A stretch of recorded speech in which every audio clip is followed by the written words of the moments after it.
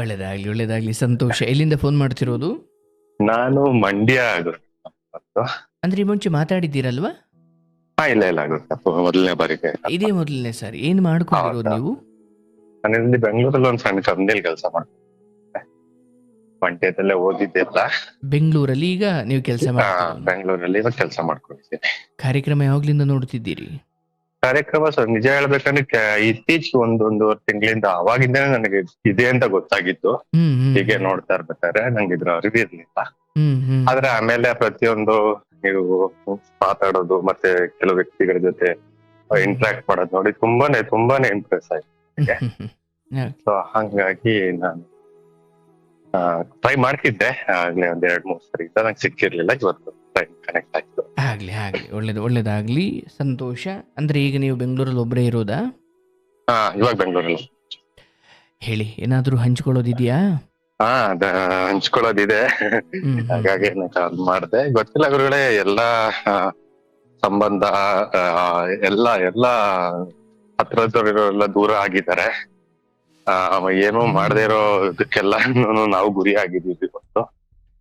ಆಗ್ಲಿ, ಎಂತವ್ರಿಗೂ ಆ ಪರಿಸ್ಥಿತಿಗಳು ಬರ್ತವೆ. ಬಟ್ ಹಿಂದೆ ಮುಂದೆ ಏನು ಕತೆ ಇದೆ ಅಂತ ನನಗೆ ಗೊತ್ತಾಗ್ಬೇಕಲ್ಲ. ಹೇಳ್ತೀನಿ ಗುರುಗಳೇ. ನಾನು ಬೇಸಿಕಲಿ ಒಬ್ನೇ ಮಗ ಅಪ್ಪ ಅಮ್ಮನಿಗೆ. ನನ್ಗೆ ಅಕ್ಕ ತಂಗಿ ಯಾರು ಇಲ್ಲ. ಅಪ್ಪ ಅಮ್ಮ ಕೂಡ ತುಂಬಾನೇ ಕಷ್ಟ ಪಡುವಂತವ್ರೆ ಜೀವ. ಸೊ ನಾನು ಸ್ಕೂಲಿಂದ ಹಿಡಿದು ಎಲ್ಲ ವಿದ್ಯಾಭ್ಯಾಸ ಮುಗಿಸೋವರ್ಗುನು ತುಂಬಾನೇ ಶ್ರಮ ಪಟ್ಟು, ತುಂಬಾ ಅಂದ್ರೆ ನಮ್ಗೆ ಒಂದ್ ಹೊತ್ತಿನ ಊಟನೂ ಕಷ್ಟ ಆಗ್ತಿತ್ತು. ಆ ಪರಿಸ್ಥಿತಿಯಿಂದಾನೇ ನಾವು ಕಲಿತಾ ಬಂದಿದ್ದು. ನಾನ್ ಕೂಡ ಓದಿದ್ದು ಸಿದ್ಧಗಂಗಾ ಮಠದ ಸ್ಕೂಲಲ್ಲಿ. ಹಂಗಾಗಿ ಮತ್ತೆ ಬೆಂಗಳೂರಿಗೆ ಬಂದು ಇಲ್ಲಿ ಓದಿ, ನಾನು ಅಪ್ಪ ಅಮ್ಮನ್ ದುಡ್ಡು ಕೇಳಿದ್ರೆ ಎಲ್ಲ ಅವ್ರಿಗೆ ನೋವಾಗುತ್ತೋ ಅನ್ನೋ ತರ ಬದುಕಿ ಈ ತರನೇ ಆಗಿತ್ತು ತುಂಬಾ. ನಮ್ಮಪ್ಪ ಹೆಂಗಂತ ಹೇಳಿದ್ರೆ ತುಂಬಾ ನಂಬೋ ಜೀವ ಅದು. ಯಾರು ಏನ್ ಹೇಳಿದ್ರು ನಂಬ್ತಾರೆ. ನನಗೆ ಹೆಂಗಾಗ್ಬಿಟ್ಟಿದೆ ಗುರುಗಳೇ, ನಮ್ಮ ಅಪ್ಪನ ಹ್ಯಾಂಡ್ಲ್ ಮಾಡೋದೇ ಒಂಥರ ನನ್ಗೊಬ್ಬ ಮಗ ಇದ್ದಾನೆ ಅನ್ನೋ ತರ ಫೀಲಿಂಗ್. ಆಯ್ತಾ? ಈಗ ನನ್ಗೂ ಮದ್ವೆ ಆಗಿ ಈಗ ನನ್ಗೊಂದ್ ಮಗು ಇದ್ದಿದ್ರೆ ಅದನ್ನ ಹ್ಯಾಂಡಲ್ ಮಾಡೋದ್ ಎಷ್ಟು ಅಂದ್ರೆ ಒಂದು ಚಾಲೆಂಜಿಂಗ್ ಇರ್ತಿತ್ತು. ಅಪ್ಪ ಅಲ್ಲ, ಅದೊಂದು ಮಗು ರೀತಿ ಹಠ ಮಾಡೋದು. ಹ್ಯಾಂಡಲ್ ಆ ತರ ಆಗ್ಬಿಟ್ಟಿದೆ ನನಗೆ ಜೀವನ, ನಿಜವಾಗ್ಲೂ ಹೇಳ್ಬೇಕಂದ್ರೆ. ಯಾಕಂದ್ರೆ ಅವ್ರು ಅಷ್ಟು ಒಳ್ಳೆ ಮನೋಭಾವ ಇದೆ. ಒಂದು ಸಣ್ಣ ಮಾತು ನನ್ ಕಡೆಯಿಂದ ಬಂದ್ರು ಅವ್ರು ತುಂಬಾ ಆಘಾತವಾಗ್ತಾರೆ. ನಾವು ನಿಮ್ಗೆ ಗೊತ್ತಿರಂಗ್ ಬೆಂಗಳೂರು ಪರಿಸ್ಥಿತಿ ಹೇಗಿರುತ್ತೆ, ನಾವಿಲ್ಲಿ ಎಷ್ಟೆಲ್ಲಾ ಕಷ್ಟ ಪಡ್ತಾ ಇರ್ತೀವಿ. ನಾವು ತುಂಬಾನೇನೆ ಅಂದ್ರೆ ನಮ್ಮ ರಿಯಾಲಿಟಿನ ತೋರ್ಸಿರಲ್ಲ ಮನೇಲಿ. ಹೌದಾ? ಯಾಕಂತ ಹೇಳಿದ್ರೆ ಓಕೆ ಅಪ್ಪ ನಮ್ ಜೀವನ ಇದೆ, ನಮ್ ಕಷ್ಟ ಇದೆ, ನಾವ್ ಮಾಡೋಣ. ಅಪ್ಪ ಅಮ್ಮ ಅವ್ರದ್ದು ಒಂದು ಜೀವನ ಇದೆ. ಯಾಕಂದ್ರೆ ಹಳ್ಳಿ ಅವ್ರದೇ ಒಂದು ಸೆಟ್ ಆಫ್ ಎನ್ವಿರಾನ್ಮೆಂಟ್ ಇರುತ್ತೆ. ಸೊ ಹಾಗೆ ಮತ್ತೆ ಇಲ್ಲಿ ನಾವು ಎವ್ರಿ ಡೇ ಚಾಲೆಂಜಸ್ ಫೇಸ್ ಮಾಡ್ಬೇಕಾಗುತ್ತೆ. ಅದ್ರ ಜೊತೆಗೆ ನಮ್ಗೆ ಅನ್ನೆಸೆಸರಿ ಪ್ರಾಬ್ಲಮ್ಸ್ ಗಳು ಊರ್ ಕಡೆಯಿಂದ ಕ್ರಿಯೇಟ್ ಆದ್ರೆ ಅದನ್ನು ಹ್ಯಾಂಡಲ್ ಮಾಡ್ಬೇಕು. ನೀವು ನೋಡಿ, ನಾನು ಒಬ್ನೇ ಮಗ ಇರೋದ್ರಿಂದ ಪ್ರತಿಯೊಂದಕ್ಕೂ ನಾನೇ ಜವಾಬ್ದಾರಿ ತರ ಹೊತ್ಕೋಬೇಕಾಗುತ್ತೆ. ಅಲ್ಲಿ ಎಜುಕೇಶನ್ ಎಲ್ಲಿವರೆಗೂ ಮಾಡಿದ್ರಿ? ನಂದು MSc ವರ್ಗು ಮಾಡಿದೆ ನಾನು ಎಜುಕೇಶನ್. ಓಕೆ, ಅಂದ್ರೆ ಒಬ್ಬರೇ ಮಗ, ಅಕ್ಕ ತಂಗಿ ಯಾರು ಇಲ್ಲ? ಅಕ್ಕ ತಂಗಿ ಯಾರು ಇಲ್ಲ. ಆಯ್ತು. ಬಟ್ ಈ ಬೆಂಗಳೂರಿಗೆ ಬರೋಕ್ಕಿಂತ ಮುಂಚೆ ಅಲ್ಲಿ ಬರೀ ವಿದ್ಯಾಭ್ಯಾಸನೇ ಮಾಡ್ತಿದ್ರ ಅಥವಾ ಅಲ್ಲಿ ಏನಾದ್ರು ಕೆಲಸ ಮಾಡ್ತಿದ್ರಾ? ಇಲ್ಲ, ಬರೀ ವಿದ್ಯಾಭ್ಯಾಸ ಮಾಡ್ಕೊಂಡು ಬೆಂಗಳೂರಿಗೆ ಬಂದ್ಬಿಟ್ಟೆ ನಾನು. MSc ಎಲ್ಲ ಬೆಂಗಳೂರಲ್ಲಿ ಇತ್ತು. ಇಲ್ಲಿ ಸಣ್ಣ ಪುಟ್ಟ ಟೀಚಿಂಗ್ ಕೆಲಸ ಮಾಡೋದು. ಅಮ್ಮ ಟೀಚರ್ ಆಗಿದ್ರು ಒಂದ್ ಸಣ್ಣ ಸ್ಕೂಲಲ್ಲಿ ಊರಲ್ಲಿ. ಅಪ್ಪ ವ್ಯವಸಾಯ. ಸಣ್ಣ ಸ್ಕೂಲಲ್ಲಿ ಅಂದ್ರೆ ಅಲ್ಲೇ ಅಂದ್ರೆ ಯಾವ್ದೋ ಒಂದು ಸಂಸ್ಥೆ ಇತ್ತು, ಅದ್ರಲ್ಲಿ ಪಾರ್ಟ್ ಟೈಮ್ ಹೋಗ್ತಾ ಇದ್ರು ಅವರು 10ನೇ ಕ್ಲಾಸ್ ಓದಿದ್ರು. ಹಂಗಾಗಿ ಸ್ವಲ್ಪ ಅಲ್ಲೇ ಕೆಲಸ ಮಾಡ್ತಾ ಇದ್ರು. ಓಕೆ, ಏನ್ ಸಬ್ಜೆಕ್ಟ್ ಪಾಠ ಮಾಡ್ತಿದಾರೆ ಅವರು? ಅಂದ್ರೆ ತುಂಬಾ ಸಣ್ಣ ಮಕ್ಳಿಗಿರೋದ್ರಿಂದ ಅವ್ರಿಗೆ 1ರಿಂದ 2ನೇ ಕ್ಲಾಸು, ನರ್ಸರಿ ಅವರಿಗೆಲ್ಲ ABCD ಆತರ ಕನ್ನಡ ಕಲಿಸೋದು. ಅದೊಂದು ಪವಿತ್ರವಾದ ಕೆಲಸ. ಅದು ಸಣ್ಣ ಸಂಸ್ಥೆ ಆಗಿರ್ಬೋದು, ಕೆಲಸ ದೊಡ್ಡದಲ್ಲ. ಸಣ್ಣ ಸಂಸ್ಥೆ ದೊಡ್ಡ ಕೆಲಸ. ಆಗ್ಲಿ, ತಾಯಿ ಶಿಕ್ಷಕರಾಗಿದ್ರು. ಸೊ ಇಲ್ಲಿ ಅಂದ್ರೆ ಓದಿದ 10ನೇ ಕ್ಲಾಸ್ ಆದ್ರೂ ಬಟ್ ಮಕ್ಳಿಗೆ ಏನೋ ಹೇಳ್ಕೊಡೋ ಭಾಗ್ಯ ಅಂತೂ ಈ ಜನ್ಮದಲ್ಲಿ ಅವ್ರಿಗೆ ಸಿಕ್ಕಿತ್ತು. ಹೌದು. ತಂದೆ ಏನ್ ಮಾಡ್ತಿದ್ರು? ತಂದೆ ವ್ಯವಸಾಯ. ನಮ್ದು ಸ್ವಲ್ಪನೇ ಜಮೀನ್ ಇತ್ತು. ಕಬ್ಬು, ರಾಗಿ ಆ ತರದ್ ಬೆಳೀತಿದ್ವಿ ನಾವು. ನೀರಾವರಿ ಇಲ್ಲ ನಮ್ಗೆ. ಬಟ್ ನಿಮ್ಮನ್ನು ಓದಿಸುವ ವಿಚಾರದಲ್ಲಿ ಅವ್ರಿಗೆ ಹೆಚ್ಚು ಆಸಕ್ತಿ ಇತ್ತು. ತುಂಬಾನೇ ಶ್ರಮ ಪಟ್ಟಿದ್ದಾರೆ. ತುಂಬಾ ಅಂದ್ರೆ ಹಣ ಇಲ್ಲ ಅಂದ್ರೂ ಕಷ್ಟಪಟ್ಟು ಸಾಲ ಮಾಡಿ ಏನ್ ಬೇಕಾದ್ರೂ ಮಾಡ್ತೀನಿ ಅನ್ನೋ ತರ ಆ ಜವಾಬ್ದಾರಿತನ. ಆಯ್ತಾ. ಸೊ ಅಲ್ಲಿ ಎಜುಕೇಶನ್ ಮುಗೀತು, ಬಟ್ ಬೆಂಗಳೂರಿಗೆ ಓದ್ಲಿಕ್ಕೆ ಅಂತಲೇ ಫಸ್ಟ್ ಬಂದಿದ್ದು. ಹೌದೌದು, ನಾನು MSc ಮಾಡ್ಬೇಕಾದ್ರೆ ಬೆಂಗಳೂರಿಗೆ ಬಂದಿದ್ದೆ. ಹ್ಮ್ ಸೊ ಹೀಗೆ ಎಲ್ಲ ನಡೀತಾ ಇತ್ತು ಎಲ್ಲ. ಹೌದು, ತುಂಬಾ ಸಾಲ ಇತ್ತು, ಎಲ್ಲ ಇತ್ತು. ಎಲ್ಲ ಇಂದ ನಾನು ಜವಾಬ್ದಾರಿ ತಕೊಂಡು ಎಲ್ಲ ಅದ್ರಿಂದ ಒಂದು ಹೊರಗಡೆ ಬರೋ ಪ್ರಯತ್ನ ನಡೆಸ್ತಾನೆ ಇದ್ದೀನಿ. ಹ್ಮ್ ಇದ್ರ ಮಧ್ಯೆ ಊರ್ಗಳ ಕಡೆ ಸಮಸ್ಯೆ ಇರುತ್ತೆ ನೋಡಿ. ಏನಂತ ಹೇಳಿದ್ರೆ ಜಮೀನು ಹ್ಮ್ ಎಲ್ಲ ನಾವ್ ಅವ್ರದ್ದು ಹೊಡ್ಕೊಂಡ್ಬಿಡ್ತೀವಿ, ಇವ್ರು ನಮ್ದು ಹೊಡ್ಕೊಂಡ್ಬಿಡ್ತೀವಿ, ಈ ತರ ಸಮಸ್ಯೆಗಳು. ಮತ್ತೆ ನಾನು ಹೇಳಿದ್ನಲ್ಲ, ಅಪ್ಪ ಹೆಂಗಂದ್ರೆ ತುಂಬಾ ಜನನ ನಂಬೋದು. ಏನೋ ನಾನು ಇದರಿಂದ ಏನೋ ನನ್ಗೇನೋ ಒಂದ್ ಸ್ವಲ್ಪ ಸಿಗುತ್ತೆ, ಇದರಿಂದ ಓಕೆ ನಾನು ಯಾರಿಗೂ ಹೆಲ್ಪ್ ಮಾಡ್ತೀನಿ. ಇದು ನಾನ್ ಎಷ್ಟ್ ಹೇಳ್ತೀನಿ ಅಂದ್ರೆ ಅವ್ರಿಗೆ, ದಯವಿಟ್ಟು ಯಾವ ವಿಷಯಕ್ಕೂ ಹೋಗ್ಬೇಡಿ. ಯಾವ ವಿಷಯಕ್ಕೂ ಅಂತ ಅಂದ್ರೆ ಊಟ ಮಾಡಿ ಮಲಕ್ಕೊಳ್ಳಿ, ಮತ್ತೆ ಎದ್ದೇಳಿ ಊಟ ಮಾಡಿ ಮಲ್ಕೊಳ್ಳಿ, ಅಷ್ಟಕ್ಕಷ್ಟೇ ಸೀಮಿತ ಮಾಡ್ಕೊಂಬಿಡಿ. ನೀವು ತಪ್ಪು ತಿಳ್ಕೊಬೇಡಿ. ಹಿಂಗ್ ಹೇಳಿದ್ರಿ, ಹೌದು ತುಂಬಾ ಕಷ್ಟಪಟ್ರು, ಅವರಿಂದನೇ ನಾವ್ ಇಷ್ಟ ಮೇಲೆ ಬಂದಿದ್ದು. ಇವತ್ತಿನ ಸಮಾಜ ಕಂಪ್ಲೀಟ್ಲಿ ಡಿಫ್ರೆಂಟ್ ಆಗಿದೆ ಗುರುಗಳ ಮೊದ್ಲಿಗಿಂತ. ಹೌದ್ರ, ಮೊದ್ಲು ಹೆಂಗಂದ್ರೆ ಮನುಷ್ಯಂಗ್ ಬೆಲೆ ಇರ್ತಿತ್ತು, ಪ್ರೀತಿ ವಿಶ್ವಾಸ ಇರ್ತಿತ್ತು. ಇವತ್ತು ಅದು ಎಲ್ಲ ಸೊನ್ನೆ ಆಗ್ಬಿಟ್ಟಿದೆ. ಹೌದು ಹೌದು, ಬೆಂಗಳೂರಿಗಿಂತ ಹಳ್ಳಿ ಕಡೆನೆ ಅದು ಜಾಸ್ತಿ ಕೆಟ್ಟ ಹೋಗಿದೆ. ತುಂಬಾನೇ ಯಾವ ಇದ್ರಾಗ ಕೆಟ್ಟಿದೆ ಅಂತ ಹೇಳಿದ್ರೆ ನಾವು ನಂಬಲಿಕ್ಕೂ ಆಗಲ್ಲ. ಸಿನಿಮಾದಲ್ಲಿ ಹೇಳ್ತಾರಲ್ಲ, ಯಾವುದು ಮೊದಲಿನಂತಿಲ್ಲ ಅನ್ನಂಗ ಆಗೈತೆ ಕತೆ. ಎಕ್ಸಾಕ್ಟ್ಲಿ. ಇದು ನನಗೆ ಈಗ ಅಪ್ಪನ ಕಡೆಯಿಂದ, ಅಪ್ಪನ ಅಂದ್ರೆ ನಮ್ಮ ದೊಡ್ಡಪ್ಪ ಅವ್ರ ಕಡೆ ಅಂದ್ರೆ ಆ ಸೆಕೆಂಡನು ತೊಂದರೆ ಆಯ್ತು. ಅದನ್ನ ಜೀವಿಸ್ಕೊಂಡು ಹೊರಗಡೆ ಬಂದು ನಿಲ್ಲೋ ಅಷ್ಟರಲ್ಲಿ ಈಗ ಅಮ್ಮನ ಕಡೆಯಿಂದ ಅಂದ್ರೆ ಅಮ್ಮನ ಬಂಧು ಬಾಂಧವರಿಂದ ಮತ್ತೆ ಇನ್ನೊಂದ್ ರೀತಿ ಸಮಸ್ಯೆ. ಏನು ಯಾವ ತರ ಆಯ್ತಾ? ಹೇಗಂತ ಹೇಳಿದ್ರೆ ಗುರುಗಳೇ, ನಿಮಗ್ ಗೊತ್ತಲ್ಲ, ಇವಾಗೆಲ್ಲ ಅರ್ಧ ಅಡಿಗೂನು ಬೆಲೆ ಇದೆ. ಹೌದು ಹೌದು. ನಮ್ಮ ತಾತಂದ್ರ ಕಾಲದಲ್ಲಿ ಇನ್ನ ಹಳೆ ಕಾಲದಲ್ಲಿ ಹೆಂಗಂತ ಹೇಳಿದ್ರೆ ಮಾತಿನಲ್ಲೇ ನಡೆದೋಗ್ತಾ ಇತ್ತು. ನಮ್ ತಾತ ಅವ್ರೆ ಅವಾಗ ಒಂದು ಎಷ್ಟೋ 60, 70, 80 ವರ್ಷಗಳ ಹಿಂದೆ ಯಾವ್ದೋ ಒಬ್ರು ನಮ್ ತಾತವ್ರ ಮನೇಲಿ ಕೆಲಸ ಮಾಡ್ತಿದ್ದಂತ ಒಬ್ಬ ಸಮುದಾಯದವ್ರಿಗೆ 1.5 ಎಕರೆ 2 ಎಕರೆ ಜಮೀನ್ ಕೊಟ್ಟಿರ್ತಾರೆ. ಆಯ್ತಾ? ಅದು ಅವಾಗೆಲ್ಲ ಹೆಂಗಂತ ಹೇಳಿದ್ರೆ ಯಾರು ಪೇಪರ್ ಇನ್ನೊಂದು ಮಗ್ದೊಂದು ತಲೆಗೆಡ್ಸ್ಕೊಂತಿರ್ಲಿಲ್ಲ. ನಾಲಿಗೆಲ್ಲಿ ಇರ್ತಿತ್ತು ಅಷ್ಟೇ. ಅವ್ರು ಕೊಟ್ರು, ಇವ್ರು ತಕೊಂಡ್ರು, ಅವ್ರದ್ದಾಯ್ತು ಅಷ್ಟೇ. ನಂಬಿಕೆ. ಇವತ್ತು ಹೆಂಗಂತ ಹೇಳಿದ್ರೆ ಕೆಲವು ಜನಗಳು ಅದನ್ನೇ ತೆಗೆದು ಅದೇ ಅವ್ರ ಗುರಿ, ಅದೇ ಅವ್ರ ಡ್ಯೂಟಿ ಆಗ್ಬಿಟ್ಟಿದೆ ಹಳ್ಳಿಗಳಲ್ಲಿ. ಆ ತರದನ್ನ ಹುಡುಕೋದು.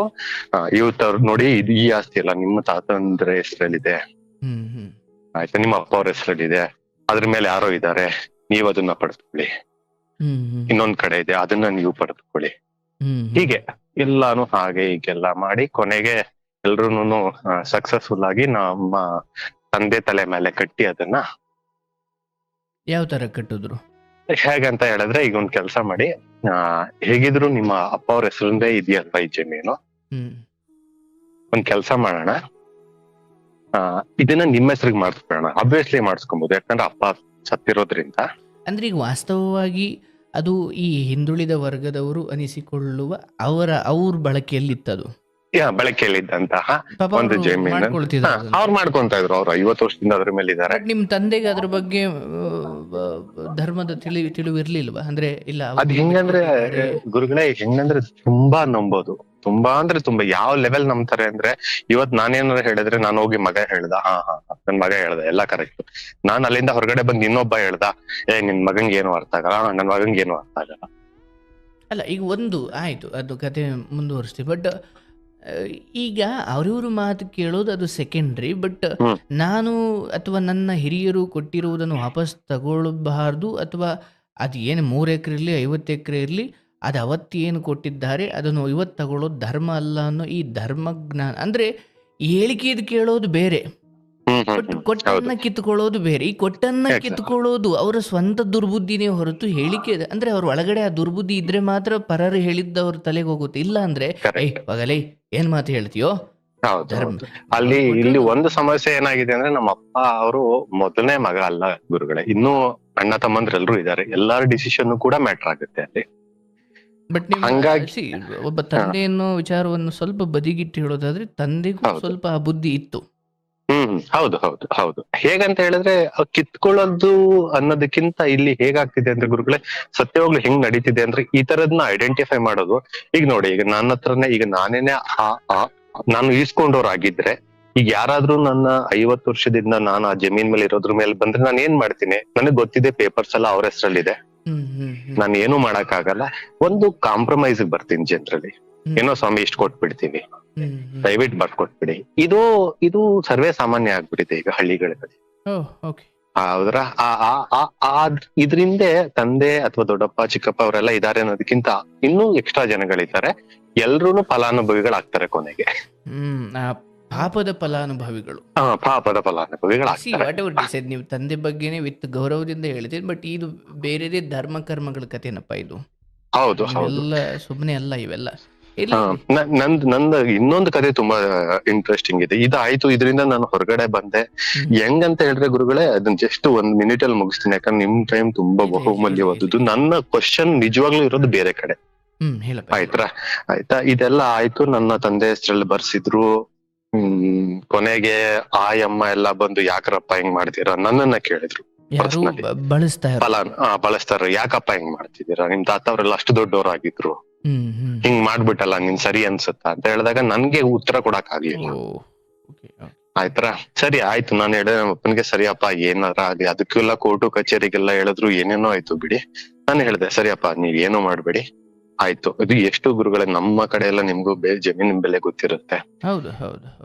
ಬರೀ 50,000 ರೂಪಾಯಿ ದುಡ್ಡು ಇಸ್ಕೊಂಡಿದ್ದಾರೆ, ಬರ್ದ್ ಕೊಟ್ಬಿಟ್ರು ನಮ್ಮಪ್ಪ. ನಾನು ಇಸ್ಕೊಳ್ಳಿ ಅಂತ ಹೇಳಿದೆ, ಯಾಕೆ ಗೊತ್ತಾ, ನಾವು ಕೋರ್ಟು ಕಚೇರಿ ಅಲ್ದು ಅದಕ್ಕಿಂತ ಜಾಸ್ತಿ ದುಡ್ಡು ಖರ್ಚು ಮಾಡಿದ್ವಿ.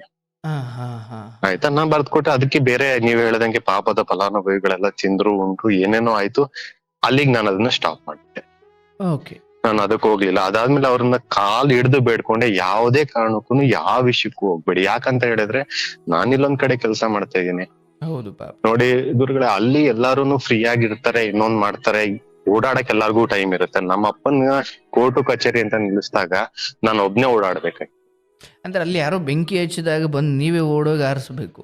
ಹೌದು, ನಾನು ಇಲ್ಲಿಂದ ಬೆಂಗಳೂರಿಂದ ಬೈಕ್ ಇಟ್ಕೊಂಡು ಅಲ್ಲಿಗೆ ಹೋಗಿ ಬೆಳಿಗ್ಗೆಯಿಂದ ಸಂಜೆವರೆಗೂ ಅಲ್ಲಿ ನಿಂತು ತಿರ್ಗಾ ವಾಪಸ್ ಬಂದು ಇವ್ರು ಏನ್ ಹೇಳಿದ್ರು ಅವ್ರು ಇದು ಎಷ್ಟು ಸಮಸ್ಯೆ, ಮೆಂಟಲಿ ಎಷ್ಟು ಟಾರ್ಚರ್ ಆಗ್ತಿತ್ತು ಅಂತ ನಾನು ಒಬ್ಬನಿಗೆ ಗೊತ್ತು. ಈಗ ತಂದೆ ಮುಂದೆ ಹೆಚ್ಚು ರೇಗ್ಲಿಕ್ಕೂ ಆಗಲ್ಲ. ಮತ್ ನಾನೇ ವೀಕ್ನೆಸ್ ನ ತೋರ್ಸ್ಬಿಟ್ರೆ ಅವ್ರು ತುಂಬಾ ಕುಗ್ಗೋಗ್ತಾರೆ. ಆಯ್ತಾ, ನಾನ್ ತುಂಬಾ ಅಂದ್ರೆ ತುಂಬಾನೇ ಚಾಲೆಂಜಸ್ ನ ಅನುಭವಿಸ್ತೆ. ಅದಾದ್ಮೇಲೆ ಸರಿ ಯಾವ ವಿಷಯಕ್ಕೆ ಹೋಗ್ಬಿಡಿ, ಬಿಟ್ಬಿಡಿ ಅಂತ ಹೇಳ್ದೆ. ಆಯ್ತು ಬಿಟ್ಬಿಡ್ತೀನಿ ಅಂದ್ರು ಏನು ಮಾಡ್ಲಿಲ್ಲ. ನಾನು ಹೇಳಿದ್ನಲ್ಲ, ನನ್ನ ಅಪ್ಪ ನನ್ಗೆ ಹೀರೋ. ಯಾಕಂತ ಹೇಳಿದ್ರೆ ಅವ್ರು ತುಂಬಾ ನೋಡಿದೀನಿ, ನಾನು ಸಣ್ಣ ಹುಡುಗನಿಂದ ನೋಡಿದೀನಿ. ಅವರು ತುಂಬಾನೇ ಒಳ್ಳೆ ಮನುಷ್ಯ, ಸತ್ಯವಾಗ್ಲೂ ಹೇಳಿ. ನನ್ ತಂದೆ ಅಂತ ಹೇಳ್ಕೊಳ್ತಿಲ್ಲ, ನನ್ ನಿಜವಾಗ್ಲೂ ನನ್ನ ತಂದೆ ಅನ್ನೋ ವಿಚಾರಕ್ಕೆ ನಾನು ಹೇಳ್ಕೊತಿಲ್ಲ. ಅವ್ರ ಹೆಂಗಂತ ಹೇಳಿದ್ರೆ ಅದು ಓಕೆ. ಇನ್ನೊಂದು ಸ್ಟೋರಿ, ನನಗೆ ನಿಮ್ ಸಜೆಷನ್ ಬೇಕಿರೋದು, ನನಗ್ ನೋವಾಗ್ತಿರೋ ಸ್ಟೋರಿ ಇನ್ನೊಂದು ಹೇಳ್ತೀನಿ ನಾನು. ಇದನ್ನೊಂದು ತಾಯಿ ಕಡೆಯಿಂದ ಹೆಂಗಂತ ಹೇಳಿದ್ರೆ, ನನ್ನ ತಾಯಿಗೆ ಒಬ್ಬ ಅಕ್ಕ, ಒಬ್ಬ ಅಣ್ಣ. ನನ್ನ ತಾಯಿ ಕೊನೆಯವರು. ಅಂದ್ರೆ ಚಿಕ್ಕಮ್ಮ ಮಾವ? ದೊಡ್ಡಮ್ಮ ಮಾವ. ಸರಿ, ದೊಡ್ಡಮ್ಮ ಮಾವ. ಹೌದು. ಯಾವಾಗ್ಲೂ ನಂಗೆ ಒಳ್ಳೆ ತಾಯಿ ಕಡೆಯಿಂದ ಪ್ರೀತಿನೇ ಇರ್ತಿತ್ತು, ತಾಯಿಯವ್ರ ಕಡೆಯಿಂದನೂ ಪ್ರೀತಿನೇ ಇರ್ತಿತ್ತು. ಯಾವಾಗ ಹಣಕಾಸಿನ ವಿಚಾರ, ಆಸ್ತಿಗಳ ವಿಚಾರ ಬರ್ಲಿಲ್ಲ ಅಂದ್ರೆ ಪ್ರೀತಿ ಚೆನ್ನಾಗಿರುತ್ತೆ. ಯಾವಾಗ ನಾವು ಇದೆಲ್ಲ ಬರುತ್ತೆ ಅವಾಗ ಪ್ರೀತಿ ಹೊರಟೋಗುತ್ತೆ. ನಮ್ಮ ಅಮ್ಮನ ಅಪ್ಪ ಎಲ್ಲ ತುಂಬಾ ಚೆನ್ನಾಗಿದ್ರಂತೆ, ನನಗ್ ಗೊತ್ತಿಲ್ಲ. ಆದ್ರೂ ನಮ್ಮ ಅಮ್ಮಂಗೆ ಏನೂ ಕೊಡ್ಲಿಲ್ಲ ಅನ್ಫಾರ್ಚುನೇಟ್ಲಿ. ಆದ್ರೆ ನಮ್ಮ ಅಪ್ಪ ಅದನ್ನ ಯಾವತ್ತೂ ಎಕ್ಸ್ಪೆಕ್ಟ್ ಮಾಡ್ದವ್ರಲ್ಲ. ಅಂದ್ರೆ ಸಣ್ಣ ಪುಟ್ಟ ನೋಡಿದಿರ ಹಳ್ಳಿಗಳ ಕಡೆ ಜಗಳ ಮಾಡೋರು ಒಂದೊಂದ್ಸರಿ ಸುಮ್ನೆ ಅವ್ರಿಗೆ ಬೇಜಾರಾದಾಗ, ಅವ್ರ ಕೆಲ್ಸದಿಂದ ಕಷ್ಟಪಟ್ಟು ವ್ಯವಸಾಯ ಮಾಡಿದಾಗ, ನಿಮ್ಮನೆ ಕಡೆಯಿಂದ ಏನ್ ಕೊಟ್ರು ನನಗೆ, ಈ ತರ ಎಲ್ಲ ಪರಿಸ್ಥಿತಿಯಲ್ಲಿ ಒಂಚೂರು ಎತ್ತಾಡೋದಷ್ಟೇ ಮಾಡ್ತಿದ್ರು. ಅದ್ ಬಿಟ್ರೆ ನಮ್ ತಾತ ಹೆಂಗಂತ ಹೇಳಿದ್ರೆ, ನಮ್ಮ ಅಮ್ಮವ್ರ ಅಪ್ಪ ಪುತ್ರ ಸಂತ ಅಂತವ್ರು. ಅವ್ರು ಎಲ್ಲಾನು ತನ್ನ ಮಗನಿಗೆ ಅಂತ ಕೂಡಿಟ್ಟವ್ರು. ಆಯ್ತು, ಯಾವತ್ತು ನೀವ್ ಹೇಳಿದ್ರಿ ಒಂದು ಒಳ್ಳೆ ಮಾತು, ಪಾಪದ ಫಲಾನುಭವಿ ಹತ್ರ ನಮ್ಮ ಮಾವನು ಏನು ಉಳಿಸ್ಲಿಲ್ಲ. ಆಯ್ತಾ, 16 ಎಕರೆ ಅಂದ್ರೆ ಇಷ್ಟು ತುಂಬಾನೇ ದೊಡ್ಡ ಆಸ್ತಿ. ಎಲ್ಲಾನು 25,000 ರೂಪಾಯಿಗೆ ಮಾರ್ಬಿಟ್ಟಿದ್ದಾರೆ ಜಮಾನಲ್ಲಿ. ಮಾರ್ಬೇಕಾದ್ರೆ ಯಾವ ರೀತಿ ಮಾರಿದ್ದಾರೆ ಅಂತ ಹೇಳಿದ್ರೆ, ನಮ್ಮ ಅಮ್ಮನ್ನ ಎಲ್ಲೂ ಕನ್ಸಿಡರ್ ಮಾಡಿಲ್ಲ ನಮ್ಮ ಮಾವ. ಇದಾನೆ, ಒಬ್ಳು ತಂಗಿ ಇದ್ದಾಳೆ ಮಾರಕ್ಕೆ ಅಂತ ಹೇಳ್ತಿದ್ರು.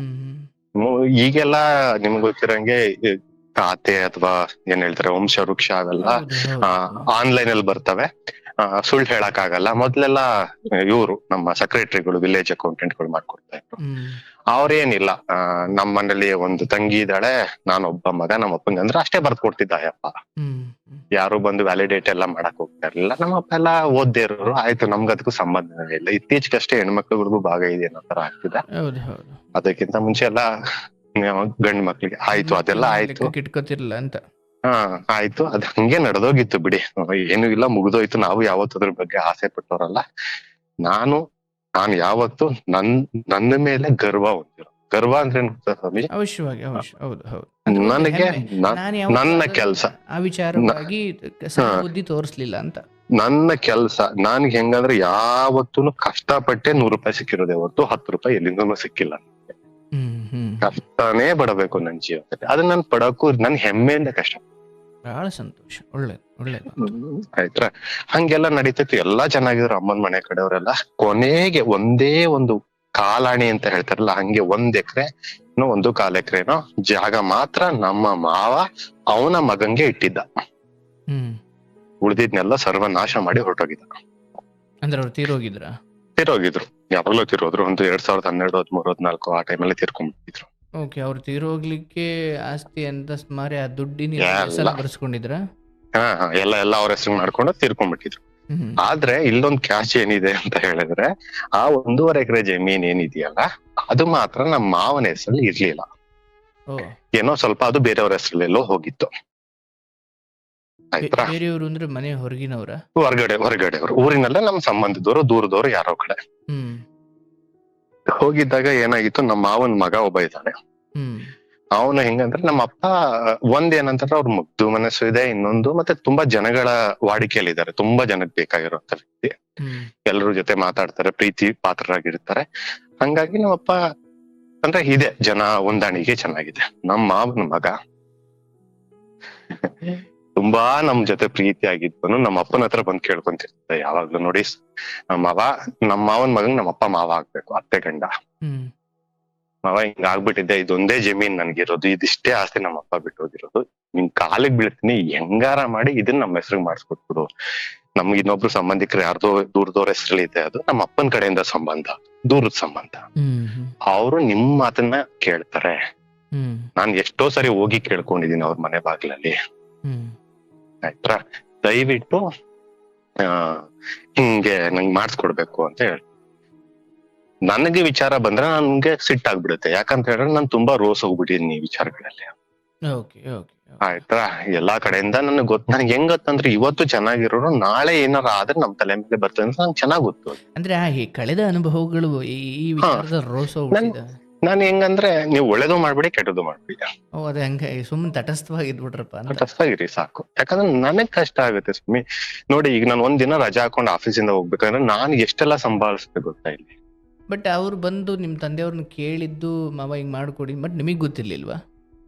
ನನಗ್ ಗೊತ್ತಿತ್ತು, ಬ್ಯಾಕ್ ಗ್ರೌಂಡ್ ಅಲ್ಲಿ ಇದೆಲ್ಲ ನಡೀತಿದೆ ಅಂತಾನು ನನಗ್ ಗೊತ್ತಾಗಿತ್ತು. ನಾನೇನ ಕೇಳಿದಾಗ, ಅಪ್ಪ ಅದಕ್ಕೆಲ್ಲವೇ ನಾನೇನು ಹೋಗ್ತಿಲ್ಲಪ್ಪ, ಅವ್ನ್ಗೆ ಹೇಳಿದೀನಿ, ಯಾರೋ ಒಬ್ಬ ಇದಾನೆ ತಾಲೂಕ್ ಆಫೀಸಲ್ಲಿ, ಅವ್ನ್ಗೆ ಹೋಗಿ ಹೇಳು ಅಂತ ಹೇಳಿದೀನಿ, ನಾನೇನು ಮಾಡ್ತಿಲ್ಲ, ಇಷ್ಟೇ ನನ್ಗೆ ಹೇಳ್ತಿದ್ದಿತ್ತು.